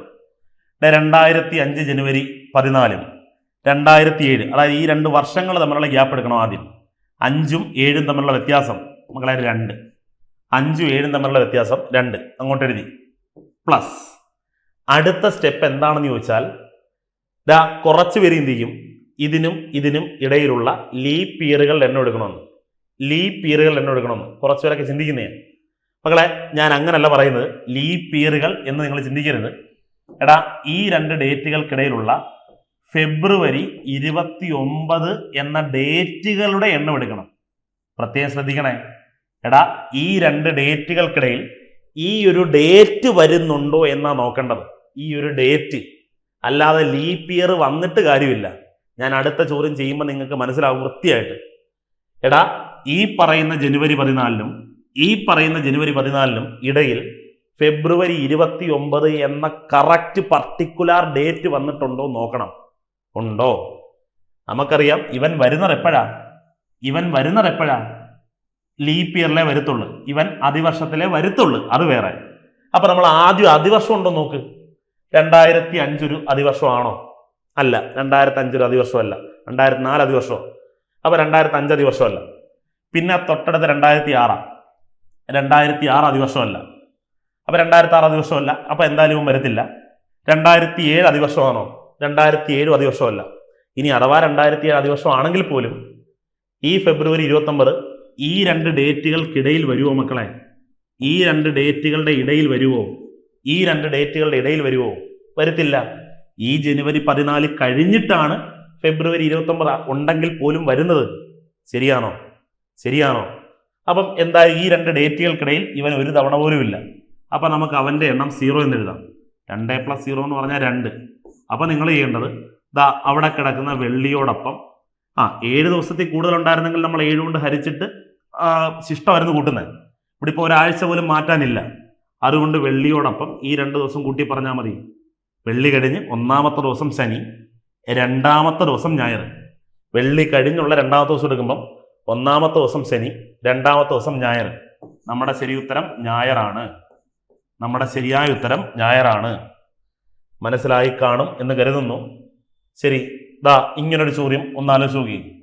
2008 മക്കളെ മാർച്ച് 1 ബുധൻ ആയിരുന്നു എങ്കിൽ 2020 മാർച്ച് 1 ഏത് ദിവസം എന്ന് എങ്ങനെയാണ് കണ്ടുപിടിക്കുന്നത് എന്ന് നോക്കി ഒന്ന് ആലോചിച്ച് നോക്കി. നിങ്ങൾ ആദ്യം എന്ത് ചെയ്യണം എന്ന് ചോദിച്ചാൽ ഈ പറഞ്ഞ 2 വർഷങ്ങൾ തമ്മിലുള്ള ഗ്യാപ്പ് എടുക്കണം. മക്കളെ ഈ പറഞ്ഞ 2 വർഷങ്ങൾ തമ്മിലുള്ള ഗ്യാപ്പ് എടുക്കണം. ആദ്യം പറ 2008ഉം 2020ഉം തമ്മിലുള്ള വ്യത്യാസം എത്ര? അതായത് 20 8 വർഷം നോക്കിയാൽ മതി. 2020ഉം 2008ഉം തമ്മിലുള്ള വ്യത്യാസം 12. ശരിയാണോ? 12 വർഷത്തെ ഗ്യാപ്പ് ഉണ്ട്. ഒരു പ്ലസ് കൊടുത്ത് ഇനി ഞാൻ പറഞ്ഞെന്തുവാ, എടാ ഈ 2 ഡേറ്റുകൾക്കിടയിൽ 11 ഫെബ്രുവരി 29 ഇവൻ വരുന്നുണ്ടോന്നാ നോക്കാൻ പറഞ്ഞത്, അല്ലാതെ ലീപ്പ് ഇയർ വരുന്നുണ്ടോന്നല്ല. ലീപ്പ് ഇയർ വരുന്നുണ്ടോ എന്ന് ചെക്ക് ചെയ്യുന്നവരാണെങ്കിൽ 2008 മക്കളെ ഒരു ലീപ്പ് ഇയർ ആണ്. പക്ഷേ അങ്ങനെ കൂട്ടരുത്. നിങ്ങൾ നോക്കണം ഈ മാർച്ച് 1നും ഈ മാർച്ച് 1ന്റെയും ഇടയിൽ ഇവൻ വരുന്നുണ്ടോന്ന്. അപ്പൊ പറ 2008 ഒരു ലീപ്പ് ഇയറാ. ആ ലീപ്പ് ഇയറിൽ ഫെബ്രുവരി 29 വരണം. പക്ഷേ ഈ മാർച്ച് 1ന് ശേഷമാണോ അത് വരുന്നത്? അല്ല, ഈ മാർച്ച് 1ന് മുമ്പേ അത് വന്നു. ഈ മാർച്ച് 1ന്റെ തൊട്ട് തലേ ദിവസം അതായിരുന്നു, ഫെബ്രുവരി 29 ആയിരുന്നു. അതുകൊണ്ട് ഈ ഡേറ്റിന്റെ ഇടയിൽ പിന്നെ ഇവൻ വരുമോ? വരത്തില്ല. അതാ ഞാൻ പറഞ്ഞത് ഇടയിലെ ഫെബ്രുവരി 29ന്റെ എണ്ണം എടുക്കണമെന്ന്. മനസ്സിലായോ? എങ്കിൽ പറ. അപ്പൊ 2008 ഫെബ്രുവരി 29 വരത്തില്ല. ഈ 2 ഡേറ്റുകൾക്കിടയിൽ വരത്തില്ലേ? ശരി. ഇനി 2008 കഴിഞ്ഞാൽ അടുത്ത ലീപ്പ് ഇയർ വരുന്ന എന്നാണ്? അടുത്ത ലീപ്പ് ഇയർ 12 ഫെബ്രുവരി 29 ഈ 2 ഡേറ്റുകൾക്കിടയിൽ വരും. പിന്നെ വരുന്നത് മക്കളെ 16 ലീപ്പ് ഇയറിന്റെ ഫെബ്രുവരി 29 ഇതിന്റെ ഇടയിൽ വരും. ഈ 2 ഡേറ്റുകൾക്കിടയിൽ വരും. പിന്നെ 2020 മാർച്ച് 1 ആണ് കണ്ടുപിടിക്കേണ്ടത്. മക്കളെ 20 മാർച്ച് 1ന്റെ തൊട്ട് തലേ ദിവസമല്ലേ ഫെബ്രുവരി 29 ആണ്. അപ്പൊ ഈ മാർച്ച് 1ന്റെ തൊട്ട് തലേന്ന് ഫെബ്രുവരി 29 ഈ 2 ഡേറ്റുകൾക്കിടയിലുണ്ടല്ലോ അവൻ. ഉണ്ട്. എങ്കിൽ പറ ഈ മാർച്ച് 1ന്റെയും ഇടയിൽ എത്ര ഫെബ്രുവരി 29 ഉണ്ട്? ലീപ്പ് ഇയർ നിങ്ങൾ നോക്കിയാൽ 2008 ഉണ്ട്, 2012, 2016, 2020 4 ഉണ്ട്. 4 എടുക്കരുത്. ഞാൻ പറഞ്ഞ മനസ്സിലായോ? ഈ 2 ഡേറ്റുകൾക്കിടയിൽ വരുന്ന ആരെ എടുക്കണം? തീർച്ചയായിട്ടും എടുക്കേണ്ടത് ഫെബ്രുവരി 29 അപ്പൊ 2008 വരത്തില്ല, 2012 വരും, 2016 വരും, 2020 വരും. 3 വരും. ഓക്കെ, 12 3 കൂട്ടിയ മക്കളെ 15. 15 എന്നത് 7നേക്കാൾ വലുതാണ്. 7നേക്കാൾ എപ്പോൾ വലുതായാലും നിങ്ങൾ അതിനെ 7 കൊണ്ട് ഹരിക്കണം. 15നെ 7 കൊണ്ട് ഹരിച്ചാൽ 7 2 14. ശിഷ്ടം 1 ആണ് കൂട്ടേണ്ടത്. എങ്കിൽ പറ ബുധനോടൊപ്പം 1 കൂട്ടിയാൽ നമ്മുടെ ശരി ഉത്തരം വ്യാഴം. എങ്കിൽ 2020 മാർച്ച് 1 ഒരു വ്യാഴമായിരിക്കും. ഓക്കെ ആണോ? പറഞ്ഞത് മനസ്സിലായോ? ക്ലിയർ ആയി കാണും എന്ന് കരുതട്ടെ. ഞാൻ അടുത്ത ചോദ്യത്തിലോട്ട് പോട്ടെ. ഇന്ന് വെള്ളിയാണ്. 125-ാം ദിവസം ഏത്? ഇന്ന് വെള്ളിയാണ്. 125-ാമത്തെ ദിവസം ഏത്? കലണ്ടറിൽ മിക്കവർക്കും തെറ്റുന്ന കൂട്ടത്തിലെ ഒരു ചോദ്യമാണ് മക്കളെ ഇതും തൊട്ടടുത്ത ഇതും. 320 ദിവസങ്ങൾക്ക് ശേഷമുള്ള ദിവസം ഏത് എന്നൊക്കെ ചോദിക്കുമ്പോൾ അപ്പൊ കേട്ടു. ഇന്ന് വെള്ളിയാണ്. 125-ാം ദിവസം മക്കളെ, 125-ാം ദിവസം ഏത് എന്നാണ് ചോദിക്കുന്നത്. നേരിട്ട് ഇങ്ങനൊരു നമ്പറാണ് ചോദിക്കുന്നതെങ്കിൽ 125-ാം ദിവസം, 125-ാം ദിവസം, അല്ലെ 150-ാം ദിവസം, അല്ലെങ്കിൽ 170-ാം ദിവസം, അല്ലെങ്കിൽ 228-ാമത്തെ ദിവസം, അല്ലെ 365-ാമത്തെ ദിവസം, അല്ലെങ്കിൽ 478-ാമത്തെ ദിവസം, 520-ാമത്തെ ദിവസം, അങ്ങനെ ഒരു നമ്പർ നേരിട്ടങ്ങ് പറയുവാണെങ്കിൽ നിങ്ങൾ എപ്പോഴും എപ്പോഴും എപ്പോഴും ആ സംഖ്യയിൽ നിന്നും 1 കുറയ്ക്കണം. ആ സംഖ്യയിൽ നിന്നും 1 കുറയ്ക്കണം. എന്നിട്ടേ അതിനെ എന്ത് ചെയ്യാവുള്ളൂ? 7 കൊണ്ട് ഹരിക്കാവുള്ളൂ. പലരും ചിന്തിച്ച് വെച്ചിരിക്കുന്നത് എടാ ഇതിനെ നേരിട്ട് 125-നെ 7 കൊണ്ട് ഹരിച്ചാൽ മതിയെന്ന്. തെറ്റാ. ഞാൻ പറഞ്ഞത്രേ ഉള്ളൂ. നിങ്ങൾ ആദ്യം എന്ത് ചെയ്യണം? അതായത് നേരിട്ട് ഇത്രാമത്തെ ദിവസം എന്നാണ് ചോദിക്കുന്നതെങ്കിൽ നേരിട്ട് ഇത്രാമത്തെ ദിവസം കണ്ടുപിടിക്കാൻ പറഞ്ഞാൽ ആ ദിവസത്തിൽ നിന്നും 1 കുറയ്ക്കണം. അങ്ങനെ 1 കുറയ്ക്കുമ്പം 124 എന്ന് വരും. 124-നെയാണ് നിങ്ങൾ 7 കൊണ്ട് ഹരിക്കേണ്ടത്. ശരി, നമുക്ക് നോക്കാം. 7 ഒരു തവണ 1 7. ശിഷ്ടം എത്ര? ശിഷ്ടം 5 എന്ന് വരും. ഓക്കെ ആണോ? ശിഷ്ടം 5 വരും. 54-ാമത്തെ നമുക്കറിയാം 7 7 49. ശിഷ്ടം വീണ്ടും 5 എന്ന് വരും. ശിഷ്ടം 5 വരും. എന്താ ചെയ്യേണ്ടത്? ഇനിയൊന്നുമില്ല. നിങ്ങളുടെ എല്ലാവരുടെയും മനസ്സിൽ തെളിഞ്ഞതുപോലെ ഈ വെള്ളിയോടൊപ്പം, അതായത് ഈ വെള്ളിയോടൊപ്പം ഈ 5 ദിവസം കൂട്ടി പറഞ്ഞാൽ മതി. വെള്ളിയോടൊപ്പം 5 ദിവസം കൂട്ടി പറഞ്ഞാൽ ഉത്തരം ബുധൻ. അതായത് വെള്ളി കഴിഞ്ഞിട്ട് 1-ാമത്തെ ദിവസം ശനി, ഞായർ, തിങ്കൾ, ചൊവ്വ, ബുധൻ. നമ്മുടെ ശരി ഉത്തരം ബുധനാണ്. വ്യക്തമാണോ? അതായത് നേരിട്ട് മക്കളെ ഇത്രാമത്തെ ദിവസം എന്നാണ് ചോദിക്കുന്നതെങ്കിൽ അതിൽ നിന്നും 1 കുറയ്ക്കണം. തിരിഞ്ഞുപോലെ അതിൽ നിന്നും 1 കുറയ്ക്കണം. എന്നിട്ടേ ഹരിക്കാൻ പാടുള്ളൂ. ഓക്കെ. ശരി, ഇന്ന് ശനിയാണ്. 250-ാം ദിവസം മക്കളെ, 250-ാം ദിവസം നേരിട്ട് ചോദിച്ചിരിക്കുമോ? നേരിട്ടൊരു നമ്പർ അങ്ങ് ചോദിച്ചിരിക്കുമോ? 250-ാം ദിവസം നമ്മൾ എന്തോ ചെയ്യണ്ടേ? 250-ന് 1 കുറയ്ക്കണം. 249-നെയാണ് 7 കൊണ്ട് ഹരിക്കേണ്ടത്. മനസ്സിലായോ? എടാ 250-നെ തന്നെ ഹരിക്കരുത്. 250-ന് 1 കുറച്ച് 249-നെ 7 കൊണ്ട് ഹരിക്കണം. 7 3 21. ശിഷ്ടം 3 39. 7 5 35. ശിഷ്ടം 4. ശിഷ്ടം 4 എന്ന് വരും. എന്താ ചെയ്യണ്ടേ? തന്നിരിക്കുന്ന ശനിയോടൊപ്പം 4 ദിവസം കൂട്ടിയാൽ മതി. അപ്പം ഞായർ, ശനിയോടൊപ്പം 1 ദിവസം കൂട്ടിയാൽ ഞായർ, തിങ്കൾ, ചൊവ്വ, ബുധൻ. നമ്മുടെ ശരി ഉത്തരം ബുധനാണ്. മനസ്സിലായോ? പറഞ്ഞത് മനസ്സിലായി കാണുമെന്ന് കരുതട്ടെ. ഓക്കെ ആണോ? എന്നാൽ മക്കളെ, ഇന്ന് ഞായറാണ്. 320 ദിവസങ്ങൾക്ക് ശേഷമുള്ള ദിവസം ഏത്? 320 ദിവസങ്ങൾക്ക് ശേഷമുള്ള ദിവസം ഏത് എന്നാണ് ഇവിടുത്തെ ചോദ്യം. 320 ദിവസങ്ങൾക്ക് ശേഷമുള്ള ദിവസം ഏത്? ഞാൻ വൃത്തിയായിട്ട് മനസ്സിലാക്കി തരാം. 320 ദിവസങ്ങൾക്ക് ശേഷമുള്ള ദിവസം. 320 ദിവസം കഴിഞ്ഞു വരുന്ന ദിവസം. ഇന്ന് ഞായറാണെന്ന് പറയുന്നു.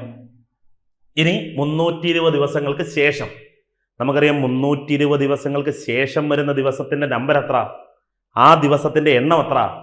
320 ദിവസങ്ങൾക്ക് ശേഷം വരുന്ന ദിവസത്തിനെ 321-ാം ദിവസം എന്ന് വിളിക്കാം. 320 ദിവസങ്ങൾക്ക് ശേഷം തൊട്ടടുത്ത അതാ ഉദ്ദേശിക്കുന്നത്. 321-ാമത്തെ ദിവസം എന്ന് വിളിക്കാം. ശരി, അപ്പൊ നമുക്ക് ഈ ചോദ്യത്തെ ഇങ്ങനെ ഒന്ന് വായിക്കാം. ഇത്രയിന് പകരം ഇത്രയിന് പകരം ഇന്ന് ഞായറാണ് 320 ദിവസങ്ങൾക്ക് ശേഷമുള്ള എന്നതിന് പകരം 321 ദിവസം ഏത് എന്ന് ചോദിച്ചൂടെ? ഇന്ന് ഞായറാണ് 320 ദിവസങ്ങൾക്ക് ശേഷമുള്ളത് എന്ന് പറഞ്ഞാൽ 320 ദിവസം കഴിഞ്ഞു വരുന്നത്. അതായത് 321 ദിവസം ഏത് എന്നല്ലേ ചോദ്യം. അതായത് നമ്മൾ തൊട്ട് മുൻപ് ചെയ്ത ഇതേപോലെ ആയില്ലേ ചോദ്യം. ഇന്ന് ശനിയാണ് 250 ദിവസം, അതുപോലെ ഇന്ന് ഞായറാണ് 321 ദിവസം ആയില്ലേ? എങ്കിൽ പറ, ഇങ്ങനാണ് ആ ചോദ്യമെങ്കിൽ നമ്മൾ എന്തോ ചെയ്യുന്നത്? അത് തന്നെ, ഈ പറഞ്ഞിരിക്കുന്ന 321 നിന്നും ഒന്ന് കുറയ്ക്കും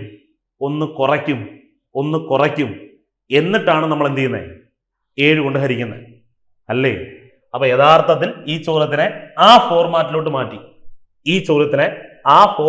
മാറ്റി. ഇന്ന് ഞായർ 320 ദിവസത്തിന് ശേഷമുള്ളത്, വിച്ച് മീൻസ് 321 ദിവസം ഏത്?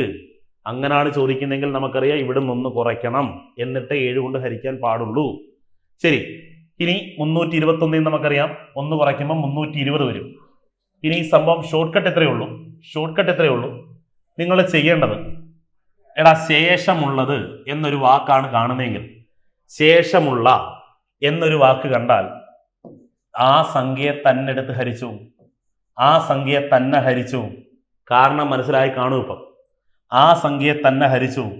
ഈ സംഖ്യയെ തന്നെ, ശേഷമുള്ളത് എന്നൊരു വാക്ക് ചോദിച്ചാൽ നിങ്ങൾക്ക് ഈ സംഖ്യയെ തന്നെ ഹരിക്കാം. എന്നാൽ തൊട്ട് മുമ്പത്തെ ഈ ചോദ്യത്തിൽ ശേഷം എന്നൊരു വാക്കില്ല. അതുകൊണ്ടാണ് 1 കുറയ്ക്കാൻ പറഞ്ഞത്. ഇവിടെ 1 കുറയ്ക്കേണ്ടാത്തത് എന്താണെന്ന് മനസ്സിലായോ? 320 ദിവസങ്ങൾക്ക് ശേഷമുള്ള ദിവസം 321 ദിവസമാണ്. അപ്പം 321 ദിവസം ചോദിച്ചാൽ നമുക്കറിയാം 321 1 കുറയ്ക്കും 320 കിട്ടും. അപ്പം എന്ന് പറഞ്ഞാൽ ആ സംഖ്യ തന്നെ ഹരിച്ചാൽ മതി. പിടികിട്ടിയോ? 320 7 കൊണ്ട് ഹരിക്കുന്നു.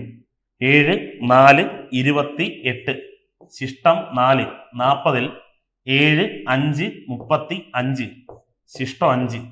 പറ, എന്തു ചെയ്യണം? ഞായറിനോടൊപ്പം 5 ദിവസം കൂട്ടണം. 5 ദിവസം കൂട്ടണം. ഉത്തരം വെള്ളിയാണ്. ഞായറിനോടൊപ്പം 5 ദിവസം കൂട്ടിയാൽ നമ്മുടെ ഉത്തരം വെള്ളിയെന്ന് കിട്ടും. മനസ്സിലായോ? തിങ്കൾ, ചൊവ്വ, ബുധൻ, വ്യാഴം, വെള്ളിയാണ് ശരി ഉത്തരം. ക്ലിയർ ആണോ? പറഞ്ഞത് മനസ്സിലായി കാണുമെന്ന് കരുതട്ടെ. അടുത്ത ചോദ്യത്തിലോട്ട് പോട്ടെ. 153 cube minus 123 cube divided by 153 square plus 153 into 123 plus 123 square. ഇതാണ് തന്നിരിക്കുന്നത്. ഓക്കെ, അപ്പൊ നോക്കിയ മക്കളെ, ഞാൻ നിങ്ങളെ ഒരു 2 ഐഡന്റിറ്റി പരിചയപ്പെടുത്താം. കേട്ടോ? A cube plus B cube. മക്കളെ, A cube plus B cube ഉണ്ട്, A cube minus B cube ഉണ്ട്. ആദ്യം നമുക്ക് ഇവനെ ഒന്ന് കാണാം. A cube plus B cube, ഇവന്റെ എക്സ്പാൻഷൻ എന്താണെന്ന് അറിയുമോ മക്കളെ? ഇത്രയേ ഉള്ളൂ. A plus B into A square minus A B plus B square. ഇത് നിങ്ങൾ നിർബന്ധമായിട്ടും കാണാതെ പഠിക്കണം. ഇത് മക്കളെ നിങ്ങൾ നിർബന്ധമായിട്ടും കാണാതെ പഠിക്കണം. A cube plus B cube എന്ന് പറഞ്ഞാൽ A plus B into A square minus A B plus B square എന്നാണ്. ഒന്നുകൂടെ, A cube plus B cube എന്നതിൻ്റെ എക്സ്പാൻഷൻ എളുപ്പമാ. ഈ എ ക്യൂബ് പ്ലസ് ബി ക്യൂബിന് ക്യൂബ് മാറ്റിയിട്ടാണ് ആദ്യ പദം. ക്യൂബ് അങ്ങ് മാറ്റി, മേളിൽ കിടക്കുന്ന ക്യൂബും മാറ്റി. എ പ്ലസ് ബി, ശരിയാണോ? A plus B. അപ്പൊ A cube plus B cube എന്ന് പറഞ്ഞാൽ A plus B into A square minus A B plus B square. A square minus A B plus B square. A square minus A B plus B square. ഒന്നുകൂടെ, A cube plus B cube equal to A plus B into A square minus A B plus B square. ഒന്നുകൂടെ, A cube plus B cube equal to A plus B into A square minus A B plus B square. ശരി മക്കളെ, ഇതേ സമവാക്യത്തെ നമുക്കൊന്ന് മാറ്റിയെഴുതാം. അതായത് നമുക്കറിയാം 10 സമം 5 ഇൻറ്റു 2 എന്ന് എഴുതാം. 10 സമം 5 ഇൻറ്റു 2. അപ്പൊ ഇവിടെ ഗുണിച്ചിരിക്കുന്ന 5നെ നമുക്ക് ഇപ്പുറത്തുകൊണ്ടൊന്ന് ഹരിക്കാമല്ലോ. 10/5 10/5 സമം 2 കിട്ടത്തില്ലേ? അതേപോലെ ഇവന്റെ 2 ഘടകങ്ങളാണ് മക്കളെ ഇവനും രണ്ടുപേരെയും ഗുണിച്ചിരിക്കുക. അപ്പൊ നമുക്ക് ഓരോരുത്തരെ ഇപ്പുറത്ത് കൊണ്ടുവരാം. അതായത് ഇങ്ങനെ എഴുതാം, a³ + b³. ശരി, അവിടെ ആദ്യം ഗുണിച്ചിരിക്കുന്ന a+b ഞാൻ താഴെ കൊണ്ടുവരുക മക്കളെ. a+b താഴെ കൊണ്ടുവരുക. എങ്കിൽ ദാ ഉത്തരമായിട്ട് ഇനി റൈറ്റ് സൈഡിലുള്ളതാരാ? ഇവനാ. a² - ab + b². ഇവനാണ് പിന്നെ ഉത്തരമായിട്ട് വരുന്നത്. ഇവനെ അവിടെ തന്നെ എഴുതി. ഈ ഗുണിച്ചിരിക്കുന്ന a+b ഇപ്പുറത്ത് കൊണ്ടുവന്നപ്പം പിന്നെ നമ്മുടെ ഉത്തരമായിട്ട് വരിക റൈറ്റ് സൈഡിലുള്ള a² - ab + b². a² - ab + b². Okay ആണോ? അതുപോലെ ഇനിയും നമുക്ക് ഇവനെ മാറ്റി എഴുതാം. എങ്ങനെയെന്ന് ചോദിച്ചാൽ മക്കളെ a³ + b³ അതേപടി എഴുതി ഡിവൈഡഡ് ബൈ ഇവനെയാണ് ഞാൻ ഇപ്പുറത്ത് കൊണ്ടിരുന്നെങ്കിൽ, ഇവിടെ രണ്ടുപേരെ ഗുണിച്ചിരിക്കുക, ഇവനെയാണ് ഞാൻ ഇപ്പുറത്ത് കൊണ്ടിരുന്നെങ്കിൽ a² - ab + b² എന്ന് വരും. a² - ab + b² എന്ന് വരും.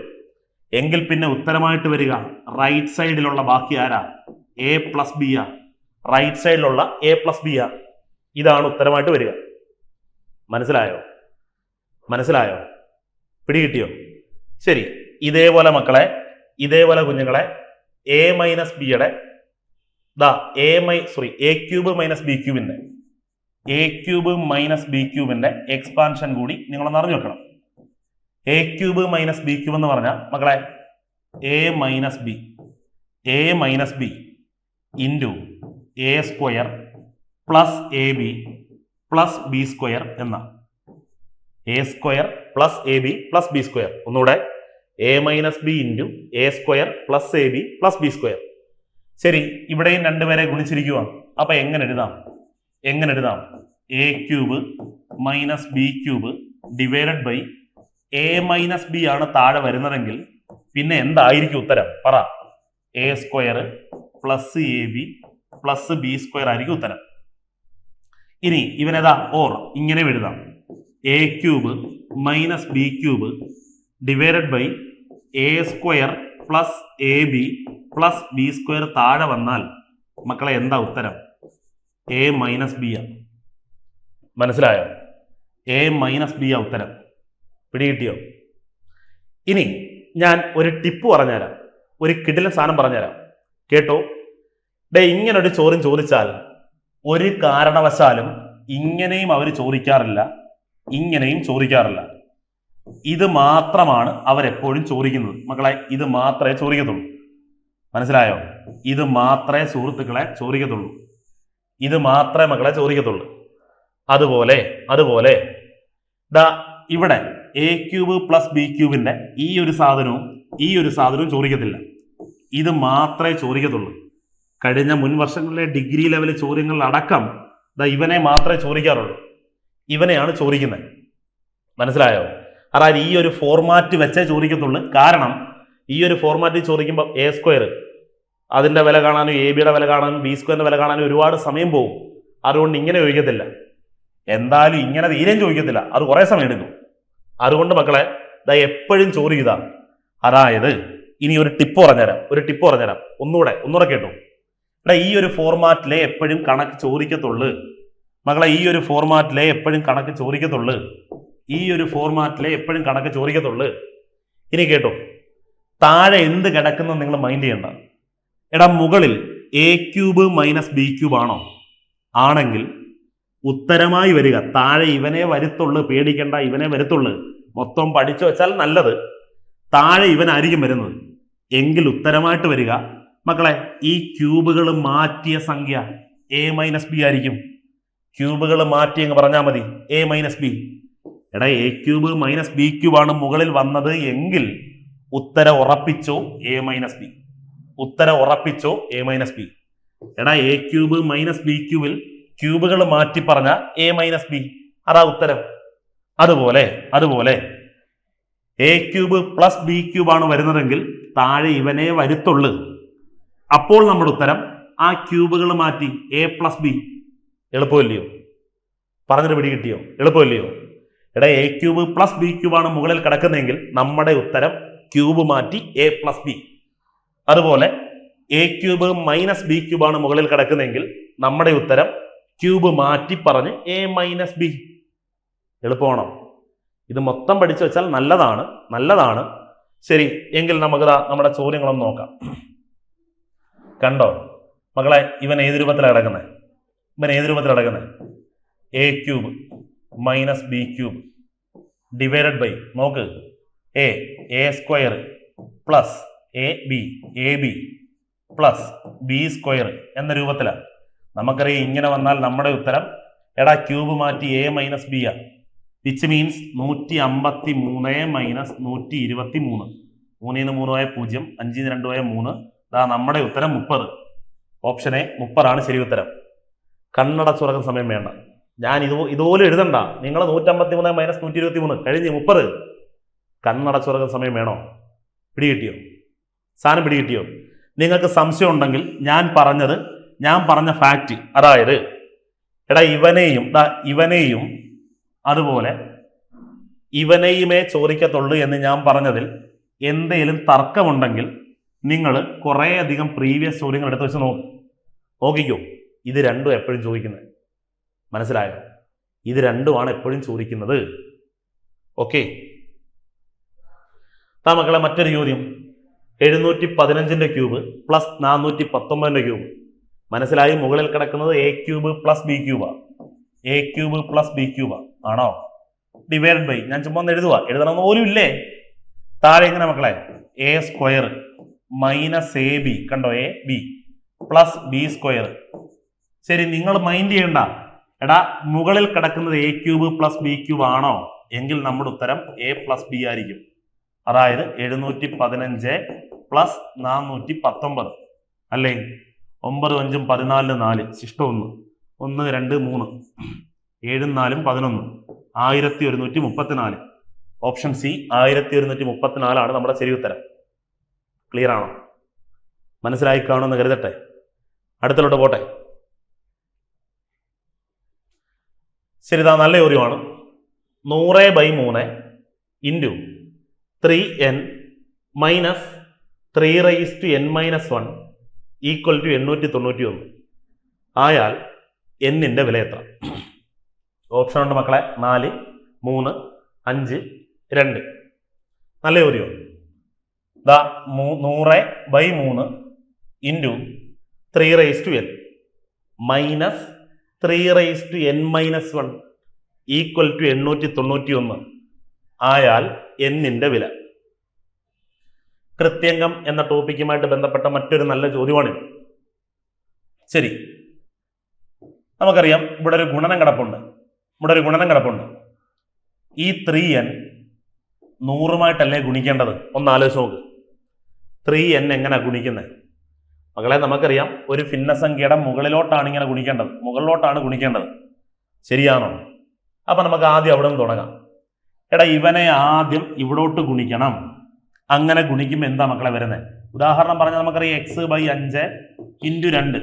ഈ 2 ഗുണിക്കുന്ന ഇവിടെ അല്ലേ 2x എന്ന് എഴുതുന്നത്? ശരിയാണോ? എങ്കിൽ എങ്ങനെയാ? 3n ഇൻറ്റു 100 എന്ന് പറഞ്ഞാൽ 100 ഇൻറ്റു 3n എന്ന് എഴുതാം. 100 ഇൻറ്റു 3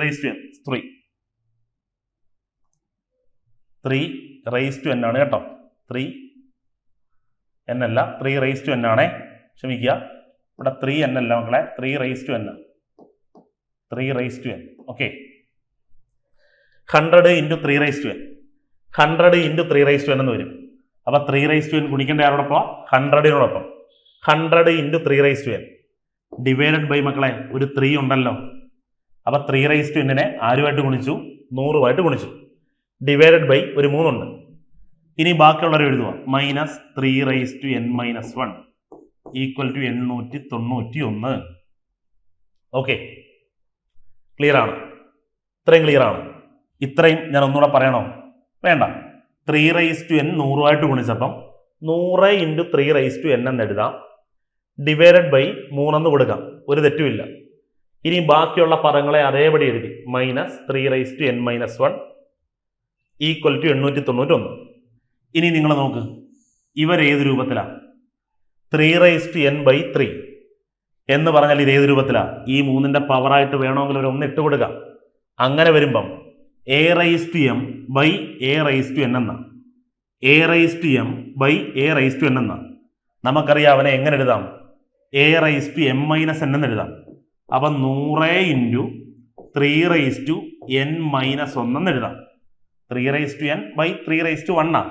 അപ്പം 3n-1 minus 3n-1 equal to 891.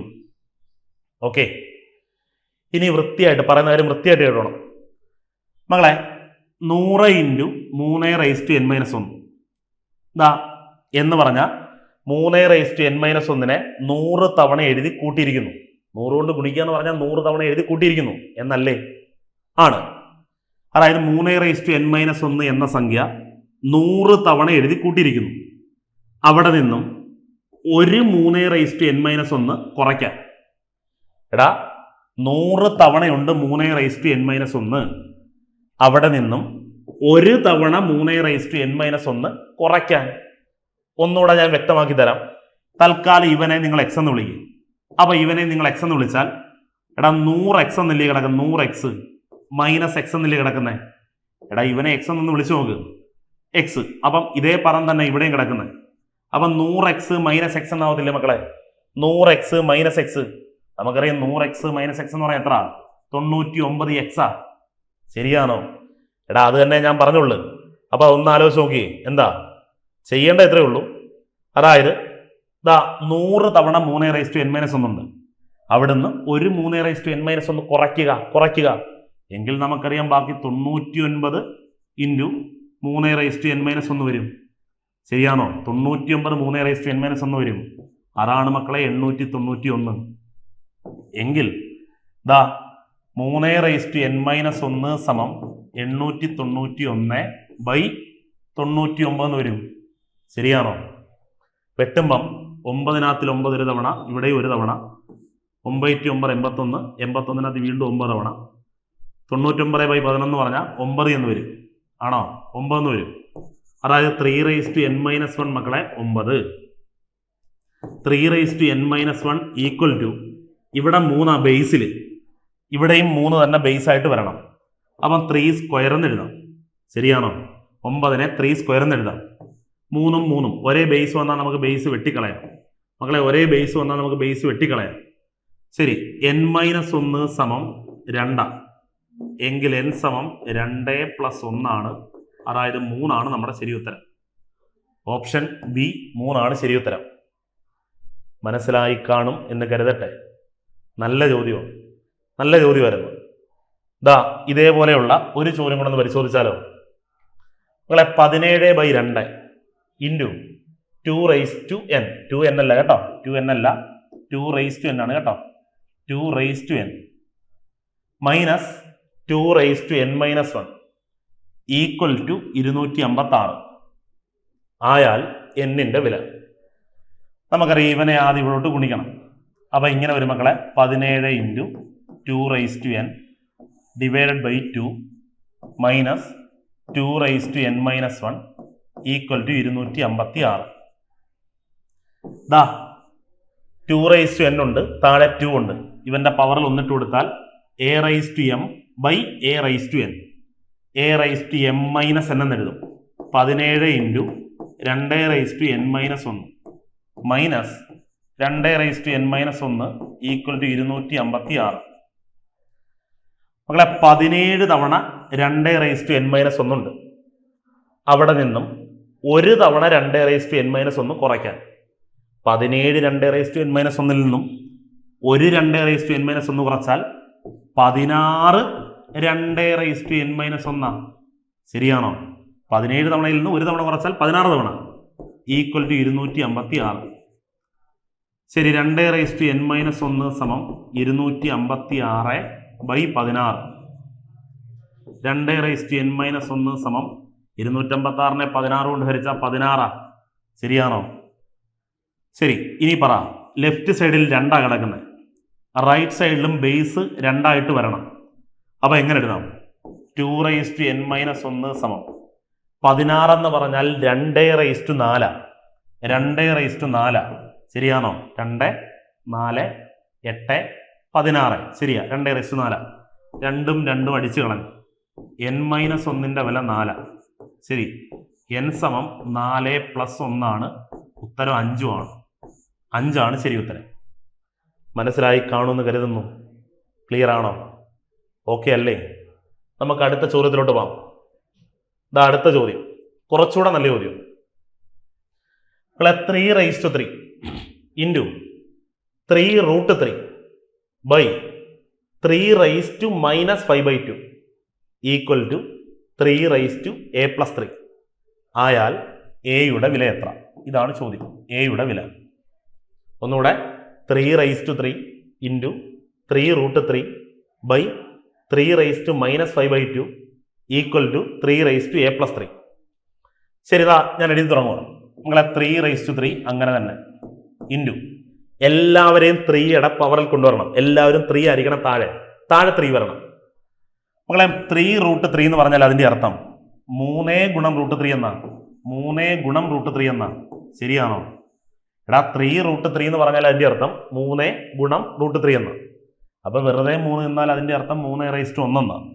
അപ്പൊ നമുക്ക് ഇങ്ങനെ എഴുതാം, 3/1 ഇൻറ്റു √3. നമ്മൾ പഠിച്ചിട്ടുണ്ട് √3 എന്ന് പറഞ്ഞാൽ അതിൻ്റെ അർത്ഥം 3/1/2 ആണ്. ശരിയാണോ? √2 എന്ന് പറഞ്ഞാൽ അതിൻ്റെ അർത്ഥം 2/1/2 ആണ്. √5 എന്ന് പറഞ്ഞാൽ അതിൻ്റെ അർത്ഥം 5/1/2 ആണ്. ശരിയാണോ? എങ്കിൽ പറ, √3യെ നമുക്ക് എങ്ങനെ എഴുതാം? √3യെ പറ എങ്ങനെ എഴുതാം?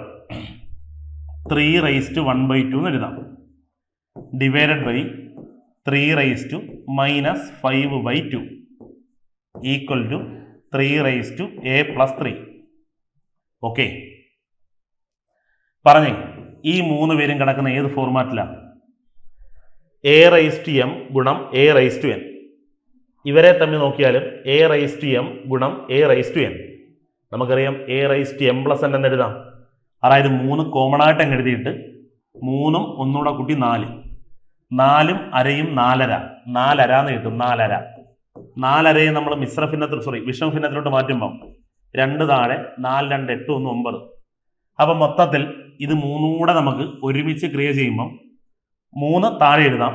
3, 1, 4, 4 വരെ 4.5. 4.5 നമുക്ക് 9/2 എന്ന് എഴുതാം. Divided by 3⁻⁻5/2 equal to 3a+3. Okay ആണോ? ഇത്രയും വരെ മനസ്സിലായോ? ഇത്രയും വരെ ക്ലിയർ ആണോ? ഇനി പറ, ഇത് ഏത് രൂപത്തിലാണ്? ഈ സാധനം ഏത് രൂപത്തിലാണ്? a⁻m ബൈ a⁻n എന്നാണ്. a⁻m ബൈ a⁻n എന്നാണ്. നമുക്കറിയാം a⁻m-n എന്ന് എഴുതും.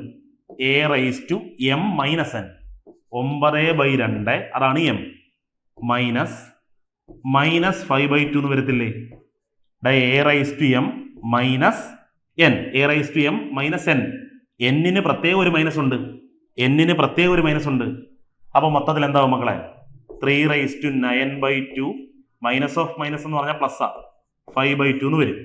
ഓക്കെ, ഇനി പറ, 3 ഒരേ ചേരമാണ്. 2 ഭിന്നസംഖ്യകളെ കൂട്ടാൻ ഒരേ ചേരമാണ്. ചേരം അപ്പടിയേ എഴുതും. 2 അങ്ങനെ തന്നെ എഴുതും. മുകളിൽ 9 5 കൂട്ടിയ 14. 9 5 കൂട്ടിയ 14 ഈക്വൽ ടു, മക്കളെ ഈക്വൽ ടു എന്തുകൊണ്ട്? ഈക്വൽ ടു 3a+3 ഉണ്ടേ. 3a+3 ഉണ്ട്. ശരി, ഈക്വൽ ടു 3a+3. രണ്ടിടത്ത് ഒരേ ബേസ് വന്ന് വെട്ടിക്കളെ. എടാ ഇതിനു വേണ്ടിയാണ് നമ്മൾ ഇത്രയും മെനക്കെടുന്നത് തന്നെ. രണ്ടിടത്ത് ഒരേ ബേസ് ആണെന്ന് കണ്ടാൽ പിന്നെ വെച്ചോണ്ടിരിക്കേണ്ട, അടിച്ചു കളഞ്ഞേരെ. എങ്കിൽ പറ, a+3 ഈക്വൽ ടു 14/2 ആണോ? എന്ന് പറഞ്ഞാൽ എത്ര? 7. a+3 ഈക്വൽ ടു 14/2 എന്ന് പറഞ്ഞാൽ മക്കളെ 7. 14/2 നമുക്കറിയാം 7. a+3 equal to 7. എങ്കിൽ a ഈക്വൽ ടു 7+3 അപ്പുറത്ത് പോകുമ്പോൾ -3. 7 - 3 4 വരും. അതായത് എയുടെ വില മക്കളെ 4 ആണ്. എയുടെ വില 4 ആണ്. സിമ്പിൾ അല്ലേ? പറഞ്ഞത് മനസ്സിലായോ? ക്ലിയർ ആണോ? എളുപ്പമല്ലേ? നമുക്ക് അടുത്ത ചോദ്യത്തിലോട്ട് പോവാം. ഒരു വരിയിൽ ഹരി ഇടത്തു നിന്നും 14-മതും മനു വലത്തു നിന്നും 19-മതുമാണ്. ഇവർ പരസ്പരം സ്ഥാനം മാറിയപ്പോൾ ഹരി ഇടത്തു നിന്നും 23-മതായി എങ്കിൽ മനു വലത്തു നിന്നും എത്രാമതാണ്? ഇതാണ് ചോദ്യം. ഒരു വരിയിൽ ഹരി ഇടത്തു നിന്നും 14-മതും മനു വലത്തു നിന്നും 19-മതുമാണ്.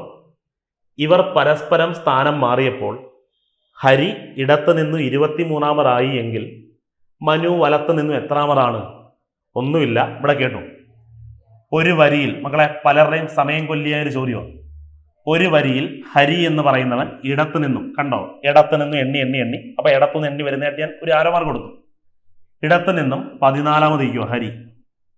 ഓക്കെ, മനു, ഇതാണ് മനു. മനു വലത്തു നിന്നും മനുവിനെ വലത്തുനിന്ന് ഇങ്ങോട്ട് എണ്ണുന്നു, മനുവിനെ വലത്തുനിന്ന് ഇങ്ങോട്ട് എണ്ണുന്നു. വലത്തു നിന്നും 19-മത്. ഓക്കെ ആണോ? ഹരി ഇടത്തുനിന്ന് എണ്ണി 14, മനുവിനെ വലത്തുനിന്ന് എണ്ണി 19. ഇവർ പരസ്പരം സ്ഥാനം മാറി. മക്കളെ സ്ഥാനം മാറുമ്പോൾ ഞാൻ ഇങ്ങനെ ക്രോസ് ചെയ്തിട്ട് കാണിക്കുമോ? കാര്യം സ്ഥാനം മാറുമ്പം ഇവൻ ഇവിടെയും വരും, ഇവൻ ഇവിടെയും വരുമല്ലോ. അതായത് മനു ഇപ്പൊ ഇവിടാണേ, ഹരിത ഇപ്പൊ ഇവിടാണേ. ശരിയാണോ? മനു ഇപ്പുറത്ത്, ഹരി ഇപ്പുറത്ത്. പരസ്പര സ്ഥാനം മാറിയപ്പം ഹരി, അപ്പൊ ഹരി ഇപ്പൊ ഇവിടാണേ ഹരി ഇടത്തു നിന്നും മക്കളെ 23-മതായി. ഇടത്തു നിന്നും 23-മതായി എങ്കിൽ മനു വലത്തു നിന്ന് എത്രാമതായെന്നാ പറയേണ്ടത്? വളരെ വളരെ വളരെ നിസ്സാരം. നിങ്ങൾ ചെയ്യേണ്ട എത്രയേ ഉള്ളൂ, ഞാൻ ഇത്രയും വരച്ചറും പിടിച്ചൊക്കെ മനസ്സിലായോ? നിങ്ങൾ ചെയ്യേണ്ട എത്രയേ ഉള്ളൂ. എടാ, ഹരി നേരത്തെ 14 എന്നവനാ, ഇപ്പതാ ഇവിടെ പോയി നിൽക്കുമ്പോൾ 23-ആയി. നിങ്ങൾ നോക്കണം, 14 23 ആവാൻ എത്ര കൂടണം? 14 23 ആവാൻ എത്ര കൂടണം? 14 23 ആവാൻ 9 കൂടണം. മക്കളെ 9 കൂടണം. ആ 9 ഞാൻ ഇങ്ങോട്ട് എഴുതി. എങ്കിൽ വളരെ സിമ്പിളാ. എടാ, എങ്കിൽ ഇവനേതാ ഈ 19-നോടും 9 കൂട്ടി നിങ്ങൾ ഇവിടെ എഴുതിയാൽ മതി. 19-നോടും 9 കൂട്ടിയാൽ 28. എങ്കിൽ മനു മക്കളെ വലത്ത് നിന്നും 28-ാം സ്ഥാനത്താണ്. വളരെ സിമ്പിളാ. പലരെയും സമയം ഇല്ലാതാക്കുന്ന ചോദ്യങ്ങളിൽ പ്രധാനിയാണ് ഇവൻ. മക്കളെ, സ്ഥാനനിർണയം അല്ലെങ്കിൽ വരിയും നിരയും എന്ന ടോപ്പിക്കുമായിട്ട് ബന്ധപ്പെട്ട ചോദ്യം ഒന്നുകൂടെ പറഞ്ഞുതരാം. ഒരു വരിയിൽ ഹരി ഇടത്തു നിന്നും മക്കളെ 14, മനു വലത്തു നിന്നും 19 ആണോ? ഇവര് പരസ്പരം സ്ഥാനം മാറുന്നു. ഹരിത ഇവിടെ വരും, മനുത ഇവിടെ വരും, പരസ്പരം സ്ഥാനം മാറുന്നു. അങ്ങനെ മാറിയപ്പം ഹരി ഇടത്തു നിന്നും, അപ്പൊ ഹരി ഇപ്പൊ ഇവിടാണേ, ഹരി ഇപ്പൊ ഇടത്തു നിന്ന് എന്തായി?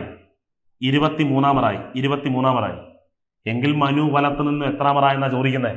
മനു വലത്തു നിന്നും ഇപ്പൊ എത്രാമതായെന്ന് നിങ്ങൾ നോക്ക്. 14-നോട് എന്ത് കൂട്ടിയാൽ 23 കിട്ടും? 14-നോട് എന്ത് കൂട്ടിയാൽ 23 കിട്ടും? 9. എങ്കിൽ 19-നോട് അതേ 9 കൂട്ടി മക്കളെ 28. മനു വലത്തു നിന്ന് 28-ാം സ്ഥാനത്തായിരിക്കും. മനസ്സിലായോ? ക്ലിയർ ആണെന്ന് കരുതട്ടെ. അടുത്തിലോട്ട് പോവാം.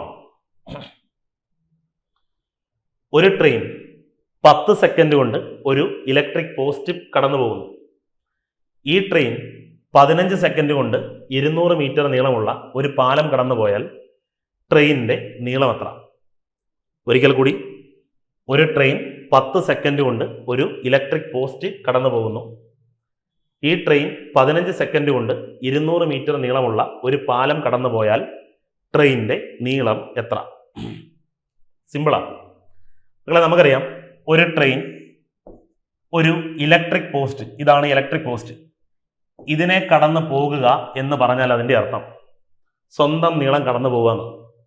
കാര്യം ഈ നീളം മൊത്തത്തിൽ ഇപ്പുറത്ത് വരണം എന്ന് പറഞ്ഞാൽ ഇതിനെ കടന്നു പോകണമെങ്കിൽ ഇത്രയും ദൂരം സഞ്ചരിച്ചത്. ആ ദൂരം എന്ന് പറഞ്ഞാൽ ട്രെയിനിന്റെ നീളം തന്നെ. എടാ, ട്രെയിൻ ഒരു മനുഷ്യനെയോ ഒരു മരത്തിനെയോ ഒരു കൊടിമരത്തിനെയോ ഒരു ഇലക്ട്രിക് പോസ്റ്റിനെയോ മറികടന്നു പോയെന്ന് പറഞ്ഞാൽ അതിന്റെ അർത്ഥം ട്രെയിനിന്റെ സ്വന്തം നീളം തന്നെ മറികടന്നെന്നാണ്. എടാ, ട്രെയിൻ പ്രത്യേകിച്ച് നീളം പറയാത്ത ഒരു മനുഷ്യൻ, അതുപോലെ ഒരു മരം, ഒരു ഇലക്ട്രിക് പോസ്റ്റ്, അതുപോലെ ഒരു ടെലിഗ്രാഫ് പോസ്റ്റിനെയൊക്കെ കടന്നു പോയി എന്ന് പറഞ്ഞാൽ ട്രെയിനിന്റെ സ്വന്തം നീളം മറികടന്നെന്നാണ്. ഇത് മനസ്സിലായോ? ശരി. അതുപോലെ ട്രെയിൻ ഒരു പാലത്തിനെ, അതല്ലെങ്കിൽ ഒരു പ്ലാറ്റ്ഫോമിനെ, അല്ലെങ്കിൽ ഒരു തുരങ്കത്തെ മറികടന്നു എന്ന് പറഞ്ഞാൽ അതിന്റെ അർത്ഥം ട്രെയിൻ, ഇവിടെ നിന്ന് ട്രെയിനാണ്, പാലത്തിനെ മറികടക്കണമെങ്കിൽ ഈ നീളം മൊത്തം ഇപ്പുറത്ത് വരണം. അതായത് ഇവിടം തൊട്ട് ഇവിടം വരെ സഞ്ചരിച്ച്, എങ്കിൽ ട്രെയിൻ സഞ്ചരിച്ച നീളം ട്രെയിനിന്റെ നീളം പ്ലസ് പാലത്തിന്റെ നീളം, ട്രെയിനിന്റെ നീളം പ്ലസ് പാലത്തിന്റെ നീളം. പിടികിട്ടിയോ? ട്രെയിനിന്റെ നീളം പ്ലസ് പാലത്തിന്റെ നീളം. ഓക്കെ, അപ്പൊ ഒന്നുകൂടെ, ട്രെയിൻ ഒരു മരത്തിനെയോ മനുഷ്യനെയോ മറികടക്കുന്നു എന്ന് പറഞ്ഞാൽ ട്രെയിനിന്റെ നീളം മറികടന്നാൽ മതി. ട്രെയിൻ ഒരു പാലത്തിനെയോ പ്ലാറ്റ്ഫോമിനെയോ മറികടക്കുന്നെന്ന് പറഞ്ഞാൽ ട്രെയിനിന്റെ നീളവും മറികടക്കണം മക്കളെ, പാലത്തിന്റെ നീളവും മറികടക്കണം. പിടികിട്ടിയോ? ഇതൊക്കെയാണോ? ട്രെയിൻ ഒരു മനുഷ്യനെയോ മരത്തിനെയോ മറികടന്നെന്ന് പറഞ്ഞാൽ മക്കളെ എന്ത് ചെയ്താൽ മതി? ട്രെയിനിന്റെ മാത്രം നീളം മറികടന്നാൽ മതി. ട്രെയിൻ ഒരു പാലത്തിനെയോ പ്ലാറ്റ്ഫോമിനെയോ മറികടന്നെന്ന് പറഞ്ഞാൽ അതിന്റെ അർത്ഥം എന്താണ്? ട്രെയിനിന്റെ നീളവും പാലത്തിന്റെ നീളവും മറികടക്കണം എന്നാണ് അതിന്റെ മീനിങ്. ശരി, അപ്പൊ നോക്കിയേ, ഒരു ട്രെയിൻ 10 സെക്കൻഡ് കൊണ്ട് മക്കളെ ഒരു ഇലക്ട്രിക് പോസ്റ്റ് കടന്നുപോയി എന്ന് പറഞ്ഞാൽ അതിന്റെ അർത്ഥം ട്രെയിൻ 10 സെക്കൻഡ് കൊണ്ട് സ്വന്തം നീളം കടന്നുപോയി. ട്രെയിൻ 10 സെക്കൻഡ് കൊണ്ട് സ്വന്തം നീളം കടന്നുപോയി. ഇതൊക്കെയാണോ? ശരി, അപ്പൊ മനസ്സിലായി. എടാ, ട്രെയിനിന്റെ സ്വന്തം നീളം മറികടക്കാൻ 10 സെക്കൻഡ് മതി. ട്രെയിനിന്റെ സ്വന്തം നീളം മറികടക്കാൻ 10 സെക്കൻഡ് മതി. ട്രെയിന് അവന്റെ തന്നെ നീളം മറികടക്കാൻ 10 സെക്കൻഡ് മതി. ഓക്കെ, അതായത് 10 സെക്കൻഡിൽ സഞ്ചരിക്കുന്നതാണ് ട്രെയിനിന്റെ നീളം. 10 സെക്കൻഡിൽ സഞ്ചരിക്കുന്നതാണ് ട്രെയിനിന്റെ നീളം. നമ്മുടെ ചോദ്യം എന്തുവാ? ട്രെയിനിന്റെ നീളം എത്രയാണ്? നമുക്കൊരു കാര്യം മനസ്സിലായി, 10 സെക്കൻഡിൽ ട്രെയിൻ സഞ്ചരിക്കുന്ന ദൂരമാണ് ട്രെയിനിന്റെ നീളം. 10 സെക്കൻഡിൽ ട്രെയിൻ സഞ്ചരിക്കുന്ന ദൂരമാണ് ട്രെയിനിന്റെ നീളം. ഇതൊക്കെയാണേ, അവിടെ ഇരിക്കട്ടെ. ഇതേ ട്രെയിൻ 15 സെക്കൻഡ് കൊണ്ട് ഒരു 200 മീറ്റർ നീളമുള്ള പാലം കടന്നുപോയി. നമുക്കറിയാം, ട്രെയിൻ പാലം കടക്കണമെങ്കിൽ ട്രെയിനിന്റെ നീളവും പാലത്തിന്റെ നീളവും കടക്കണം. ട്രെയിൻ പാലം കടക്കണമെങ്കിൽ ട്രെയിനിന്റെ നീളവും പാലത്തിന്റെ നീളവും കടക്കണം. അതിൽ ഇനി ഞാൻ പറയുന്ന കാര്യം വ്യക്തമായിട്ട് കേട്ടു. എടാ, നമുക്കൊരു കാര്യം മനസ്സിലായി, ട്രെയിൻ പാലവും കടക്കണം, ട്രെയിനിന്റെ നീളവും കടക്കണം. അതിൽ ട്രെയിനിന്റെ നീളം കടക്കാൻ 10 സെക്കൻഡ് മതി എന്ന് നമുക്ക് ഇവിടുന്ന് മനസ്സിലായി. എടാ, ഈ ട്രെയിൻ എപ്പോഴും ഒരേ സ്പീഡിലാണ് പോകുന്നത്. അപ്പൊ ഈ ട്രെയിൻ മരത്തെ മറികടക്കണമെങ്കിലും പാലത്തെ മറികടക്കണമെങ്കിലും അവന്റെ സ്വന്തം നീളം മറികടക്കാൻ മക്കളെ എപ്പോഴും 10 സെക്കൻഡ് മതി. പിടികിട്ടിയോ? അത് മനസ്സിലായോ?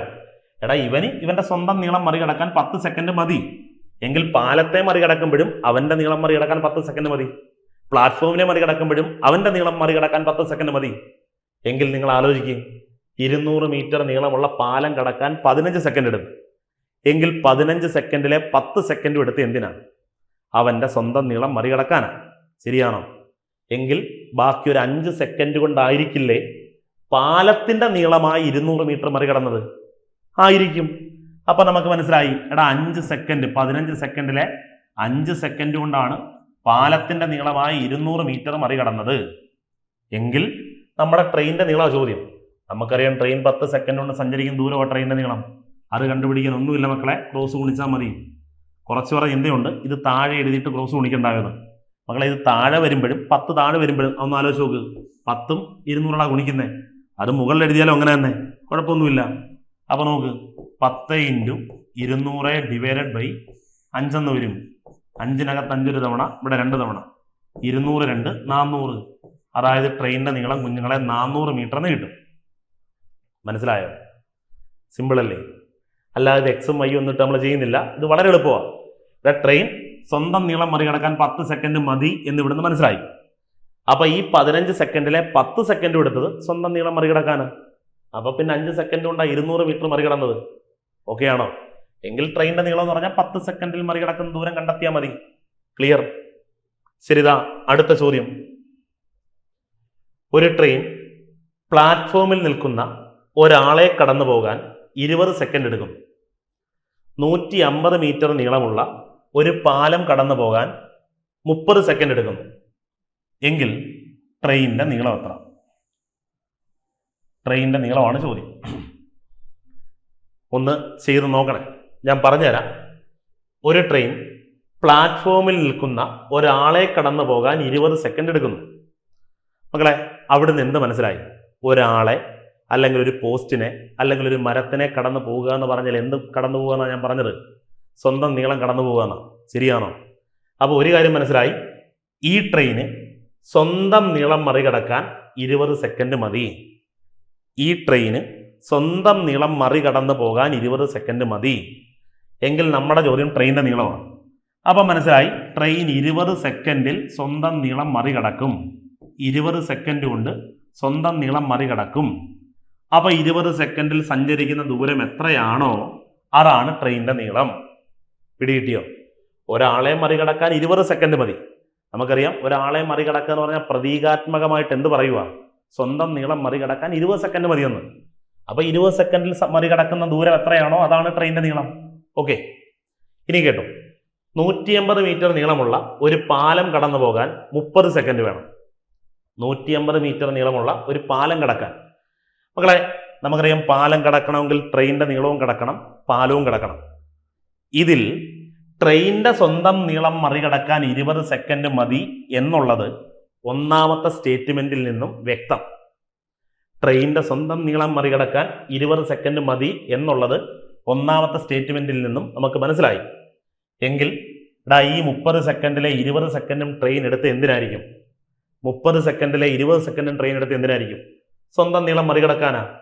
എങ്കിൽ ബാക്കി ഒരു 10 സെക്കൻഡ് കൊണ്ടായിരിക്കില്ലേ മക്കളെ എന്താ 150 മീറ്റർ നീളമുള്ള പാലം മാത്രം മറികടന്നത് ആണ്. 10 സെക്കൻഡിലാണ് 150 മീറ്റർ സഞ്ചരിച്ചത്.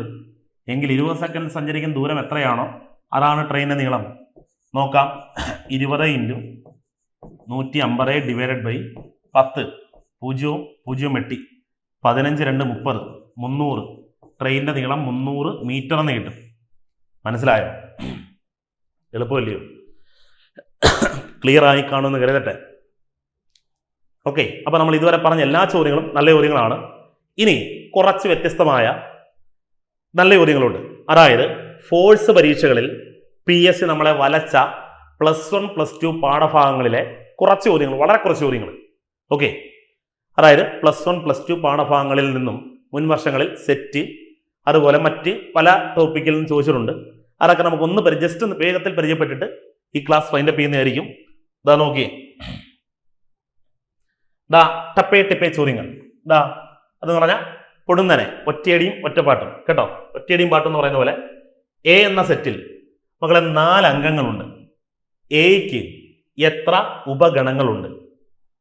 എ എന്ന സെറ്റിൽ ഇതൊരു ഫയർമാന്റെ ചോദ്യമാണ്. കഴിഞ്ഞ ഏറ്റവും ലാസ്റ്റായിട്ട് ഇതിന് മുമ്പായിട്ട് കഴിഞ്ഞ ഫയർമാൻ ട്രെയിനിയുടെ ചോദ്യമാണ് ഇത്. സെറ്റ് തിയറി എന്ന +1 പാഠഭാഗത്തിലെ ചോദ്യമാണിത്. എ എന്ന സെറ്റിൽ 4 അംഗങ്ങളുണ്ട്. എയ്ക്ക് എത്ര ഉപഗണങ്ങളുണ്ട്? ഞാൻ പറയുമ്പോൾ ഒരു പക്ഷേ ഇതൊക്കെ ഓർമ്മ വന്നേക്കാം. +1 സയൻസ് കണക്കൊക്കെ പഠിച്ചവരാണെങ്കിൽ മക്കളെ എ എന്ന സെറ്റിൽ 4 അംഗങ്ങൾ ഒന്ന് പറഞ്ഞാൽ 1 2 3 4 എന്ന് എഴുതാം. അല്ലെങ്കിൽ ABCD ഏതെങ്കിലും ഒരു 4 പേര്, 4 അംഗങ്ങളുണ്ട്. ഇവന് എത്ര ഉപഗണങ്ങൾ? ഒന്നുകൂടെ പറഞ്ഞാൽ എ എന്ന സെറ്റിന് 4 എലമെന്റ്സ് ഉണ്ട്. 4 എലമെന്റ്സ് എന്ന് പറഞ്ഞാൽ അംഗങ്ങൾ. ഇവന് എത്ര ഉപഗണങ്ങൾ? Which means subset. ഇവന് എത്ര സബ്സെറ്റുകളുണ്ട് എന്നാണ് കണ്ടെത്തേണ്ടത്. എ എന്ന സെറ്റിന് 4 അംഗങ്ങളുണ്ട്.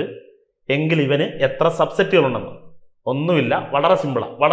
നമ്മൾ ടപ്പേ ടിപ്പേ ചോദ്യങ്ങൾ എന്ന് പറഞ്ഞ പോലെ ഉറപ്പായിട്ടും വളരെ സിമ്പിളാ. ഒന്നുമില്ല മക്കളെ, ഒരു സെറ്റിന്റെ സബ്സെറ്റുകളുടെ എണ്ണം കാണുന്ന മാർഗം 2n. സബ്സെറ്റുകളുടെ എണ്ണം കാണുന്ന മാർഗം 2n. സബ്സെറ്റുകളുടെ എണ്ണം കാണുന്ന മാർഗം 2n. പറ, സബ്സെറ്റുകളുടെ എണ്ണം കാണുന്ന മാർഗം 2n. സബ്സെറ്റുകളുടെ എണ്ണം കാണുന്ന മാർഗം 2n. എന്താണ് n എന്ന് ചോദിച്ചാൽ എലമെന്റുകളുടെ എണ്ണം. ആ സെറ്റിലെ എലമെന്റുകളുടെ എണ്ണം, അംഗങ്ങളുടെ എണ്ണം. അപ്പൊ 2/4 എന്ന് പറഞ്ഞാൽ 16. പണി കഴിഞ്ഞു. അവന് 16 ഉപഗണങ്ങൾ അഥവാ സബ്സെറ്റുകളുണ്ട്. ഓക്കെ, ക്ലിയർ ആണോ? അടുത്തതിലോട്ട് നമ്മളെ 5x + 4y + 3 = 0 എന്ന സമവാക്യമുള്ള വരയുടെ ചരിവെത്ര? ചോദിച്ചറ. ഇതും ചോദിച്ചറ. എന്ന സമവാക്യമുള്ള വരയുടെ ചരിവ്. ഇതെന്ന് പറഞ്ഞാൽ കോർഡിനേറ്റ് ജോമെട്രി എന്നൊക്കെ പറഞ്ഞ പാഠഭാഗമായിട്ട് ബന്ധപ്പെട്ട ചോദ്യം. അപ്പൊ മക്കളെ ഒന്നുമില്ല, ദാ 5x + 4y + 3 = 0. കേട്ടോണേ, ഒരു വരയുടെ സമവാക്യം ഈ ഒരു രൂപത്തിലായിരിക്കും വരുന്നത്. ഈ ഒരു രൂപം എന്ന് പറഞ്ഞാൽ മക്കളെ ആദ്യം ax, ആദ്യം കിടക്കുന്ന നമ്പറിനെ a എന്നും അതിനോടൊപ്പമുള്ളവൻ x ആയിരിക്കണം. ax പ്ലസ് by by രണ്ടാമതൊരു നമ്പരും അതിനുശേഷം y ആയിരിക്കണം. പ്ലസ് c ഒരു നമ്പർ = 0. ഇതാണ് മക്കളെ ഒരു വരയുടെ സമവാക്യത്തിന്റെ രൂപം. ഒരു വരയുടെ സമവാക്യം ഇങ്ങനെയാണ് വരേണ്ടത്. മനസ്സിലായോ? ഒരു വരയുടെ സമവാക്യം ഈ രൂപത്തിലാണെങ്കിൽ ആദ്യം x ആയിരിക്കണേ, എക്സിന്റെ പദമായിരിക്കണം ആദ്യം, അത് ഉറപ്പാ. ആദ്യം എക്സിന്റെ പദമായിരിക്കണം. ax + by + c = 0. ax + by + c = 0 എന്ന രൂപത്തിലാണെങ്കിൽ ഈ വരയുടെ ചരിവ്, ഈ സമവാക്യത്തിൽ നിന്നും ചരിവ് പറയാൻ ഇത്രയേ ഉള്ളൂ, -a/b. കഴിഞ്ഞു. -a/b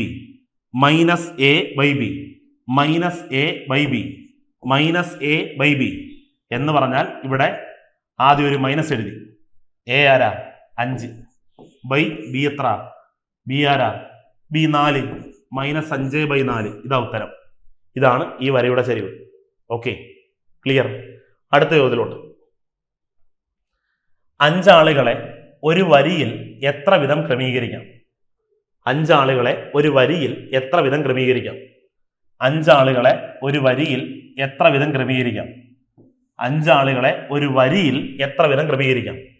വരിയിലെ ക്രമീകരണമാണെങ്കിൽ മക്കളെ n ഫാക്ടോറിയൽ. വരിയിലെ ക്രമീകരണമാണെങ്കിൽ മക്കളെ n ഫാക്ടോറിയൽ. വായിക്കുന്ന എങ്ങനെ? n factorial, n factorial, n factorial, n factorial. Okay ആണോ? അപ്പൊ എന്താണ് n ഫാക്ടോറിയൽ? വരിയിലെ ക്രമീകരണം തന്നിരിക്കുന്ന നമ്പറിന്റെ തന്നെ ഫാക്ടോറിയൽ. വരിയിലെ ക്രമീകരണം ചോദിച്ചാൽ തന്നിരിക്കുന്ന നമ്പറിന്റെ തന്നെ ഫാക്ടോറിയൽ. ഇനി എന്താണ് ഫാക്ടോറിയൽ എന്ന് ചോദിച്ചാൽ തന്നിരിക്കുന്ന നമ്പർ 5, അത് മുതൽ താഴോട്ട് 1 വരെ നിരത്തി എഴുതി ഗുണിച്ചാലുള്ള ഗുണനഫലമാണ് ഫാക്ടോറിയൽ. 5 മുതൽ താഴോട്ട് 1 വരെ. അപ്പൊ 5 × 4 × 3 × 2 × 1. ഇതാണ് 5ന്റെ ഫാക്ടോറിയൽ. മനസ്സിലായോ? എടാ, ആളുകളെ വരിയിലെ ക്രമീകരണം ചോദിച്ചാൽ തന്നിരിക്കുന്ന നമ്പറിന്റെ തന്നെ ഫാക്ടോറിയൽ. അപ്പൊ 5 ഫാക്ടോറിയൽ എന്ന് പറഞ്ഞാൽ 5 × 4 × 3 × 2 × 1. നമുക്കറിയാം 5 4 20, 20 3 60, 62 120, 120 × 1 120. 5 ആളുകളെ ഒരു വരിയിൽ 120 വിധത്തിൽ നിർത്താം, ക്രമീകരിക്കാം. ഓക്കെ, അടുത്ത ചോദ്യം. 5 ആളുകളെ ഒരു വൃത്തത്തിൽ എത്ര വിധത്തിൽ ക്രമീകരിക്കാം? 5 ആളുകളെ ഒരു വൃത്തത്തിൽ എത്ര വിധം ക്രമീകരിക്കാം? 5 ആളുകളെ ഒരു വൃത്തത്തിലെ ക്രമീകരണം മക്കളെ വരിയിലാണെങ്കിൽ തന്നിരിക്കുന്ന നമ്പറിന്റെ തന്നെ ഫാക്ടോറിയൽ, വരി n ഫാക്ടോറിയൽ. എന്നാൽ വൃത്തത്തിലെ ക്രമീകരണമാണെങ്കിൽ n-1 factorial, n-1 factorial, n-1 factorial. തന്നിരിക്കുന്ന നമ്പറിൽ നിന്ന് 1 കുറച്ചതിന്റെ ഫാക്ടോറിയൽ, തന്നിരിക്കുന്ന നമ്പറിൽ നിന്ന് 1 കുറച്ചതിന്റെ ഫാക്ടോറിയൽ, തന്നിരിക്കുന്ന നമ്പറിൽ നിന്ന് 1 കുറച്ചതിന്റെ ഫാക്ടോറിയൽ. 5ൽ നിന്ന് 1 കുറച്ചാൽ 4. അപ്പൊ 4ന്റെ ഫാക്ടോറിയൽ കണ്ടെത്തിയാൽ മതി. 4 × 3 × 2 × 1. 4 3 12, 12 2 24, 24 × 1 24. 5 ആളുകളെ ഒരു വൃത്തത്തിൽ 24 വിധത്തിൽ ക്രമീകരിക്കാം. ഓക്കെ, അടുത്ത ചോദ്യം. 2, 5, 100 എന്നീ സംഖ്യകളുടെ ജിയോമെട്രിക് മീൻ എത്ര? ജിയോമെട്രിക് മീൻ ഇങ്ങനെ തന്നെ ചോദിക്കും മലയാളത്തിൽ. ജിയോമെട്രിക് മീൻ. 2, 5, 100 എന്നീ സംഖ്യകളുടെ ജിയോമെട്രിക് മീൻ എത്ര? 2, 5, 100 എന്നീ സംഖ്യകളുടെ ജിയോമെട്രിക് മീൻ എത്ര? ജിയോമെട്രിക് മീൻ എന്നൊരു ചോദ്യം ചോദിച്ചാൽ തന്നിരിക്കുന്ന സംഖ്യകൾ പരസ്പരം ഗുണിക്കുക. 2 × 5 × 100. തന്നിരിക്കുന്ന സംഖ്യകൾ പരസ്പരം ഗുണിക്കുക. 2 × 5 × 100. തന്നിരിക്കുന്ന സംഖ്യകൾ പരസ്പരം ഗുണിക്കുക. ശേഷം എന്ത് ചെയ്യണമെന്ന് ചോദിച്ചാൽ ഈ നമ്പറുകളുടെ എണ്ണം എത്ര? 3. അതുകൊണ്ട് ഇവരുടെ പരസ്പരം ഗുണിക്കുക. ശേഷം ഇവരുടെ ക്യൂബ് റൂട്ട് എടുക്കുക. ക്യൂബ് റൂട്ട് മക്കളെ, ഇവരുടെ ക്യൂബ് റൂട്ട് എടുക്കുക. ക്യൂബ് റൂട്ട് മനസ്സിലായോ? 3 പേരുള്ളതുകൊണ്ട് ക്യൂബ് റൂട്ട്, 2 പേരുണ്ടെങ്കിൽ സ്ക്വയർ റൂട്ട്, 4 പേരുണ്ടെങ്കിൽ 4th റൂട്ട്, 5 പേരുണ്ടെങ്കിൽ 5th റൂട്ട്. മനസ്സിലായോ? അപ്പോൾ അതാ ഇങ്ങനെ വരും. ക്യൂബ് റൂട്ട് ഓഫ് 2 × 5, 2 × 5 എന്ന് പറഞ്ഞാൽ 10, 10 × 100 മക്കളെ 1000. 1000ത്തിന്റെ ക്യൂബ് റൂട്ട് എടുക്കണം എന്ന് പറഞ്ഞാൽ 1000 ആരുടെ ക്യൂബാ? 1000 ആരുടെ ക്യൂബാണെന്ന് തിരിച്ചു പറഞ്ഞാൽ മതി. 10ന്റെ അതായത് ഈ 3 സംഖ്യകളുടെ ജോമെട്രിക് മീൻ 10. മനസ്സിലായോ? ഈ 3 സംഖ്യകളുടെ ജോമെട്രിക് മീൻ 10. പരസ്പരം ഗുണിക്കണം. എത്ര എണ്ണം ഉണ്ടോ അത്രയും റൂട്ട്, ആ റൂട്ട് കാണണം. 2 നമ്പർ ഉണ്ടെങ്കിൽ സ്ക്വയർ റൂട്ട്, 3 നമ്പർ ഉണ്ടെങ്കിൽ ക്യൂബ് റൂട്ട്, 4 നമ്പർ ഉണ്ടെങ്കിൽ 4th റൂട്ട്, n നമ്പർ ഉണ്ടെങ്കിൽ nth റൂട്ട്. മനസ്സിലായോ? ഇതാ അടുത്തത് 2, 5, 10, 100 എന്നീ സംഖ്യകളുടെ ജോമെട്രിക് മീൻ ഒന്നുമില്ല. ജോമെട്രിക് മീൻ കാണാൻ പറഞ്ഞാൽ 2 × 5 × 10 × 100. ഇനി എന്തോ ചെയ്യണ്ടേ? എത്ര പേരുണ്ട്? 4 പേരുണ്ട്. അതുകൊണ്ട് 4th റൂട്ട് ഓഫ് എന്നെഴുതണം. ഇനി പറ 4th റൂട്ട് ഓഫ് 2 5 ഗുണിച്ചാൽ 10, 10 × 10 എന്ന് പറഞ്ഞാൽ 100, 100 × 100 എന്ന് പറഞ്ഞാൽ 10000. പറ 10000 ഏത് സംഖ്യയുടെ 4ാമത്തെ പവറാ? 10ന്റെ. അതായത് നമ്മുടെ ഉത്തരം 10. ശരിയല്ലയോ? നമ്മുടെ ഉത്തരം 10. പറഞ്ഞത് മനസ്സിലായോ? ഓക്കെ ആണോ? ക്ലിയർ ആണെന്ന് കരുതുന്നു. അപ്പം നമ്മൾ ഇന്ന് വളരെയധികം ദൈർഘ്യമേറിയ ഒരു ക്ലാസ് ആയിരുന്നു. നമുക്ക് ടൈം ഉണ്ടെങ്കിൽ ഇനിയും നമ്മൾ വരുന്നതാണ്. അതുകൊണ്ട് ഈ കാര്യങ്ങൾ കൃത്യമായിട്ട് പഠിക്കുക. എല്ലാവർക്കും ഒരു നല്ല ദിനം നേരുന്നു. നിങ്ങളുടെ പരീക്ഷ വളരെ എളുപ്പമുള്ളതായി മാറട്ടെ. നമ്മൾ പഠിച്ച ചോദ്യങ്ങൾ മാത്രം ചോദിക്കട്ടെ. എല്ലാം നന്നായിട്ട് ഭംഗിയായിട്ട് എഴുതാൻ കഴിയട്ടെ. കട്ട് ഓഫിന് ഉയർന്ന റാങ്ക്, കട്ട് ഓഫിൽ നിന്നും നല്ല മാർക്ക് മുകളിൽ ഒരു മാർജിൻ ഉണ്ടാവട്ടെ എന്ന് പ്രത്യാശിച്ചുകൊണ്ടും ആശംസിച്ചുകൊണ്ടും തൽക്കാലം ഇവിടെ പറയുന്നു. Bye from Vishakh Pavumba.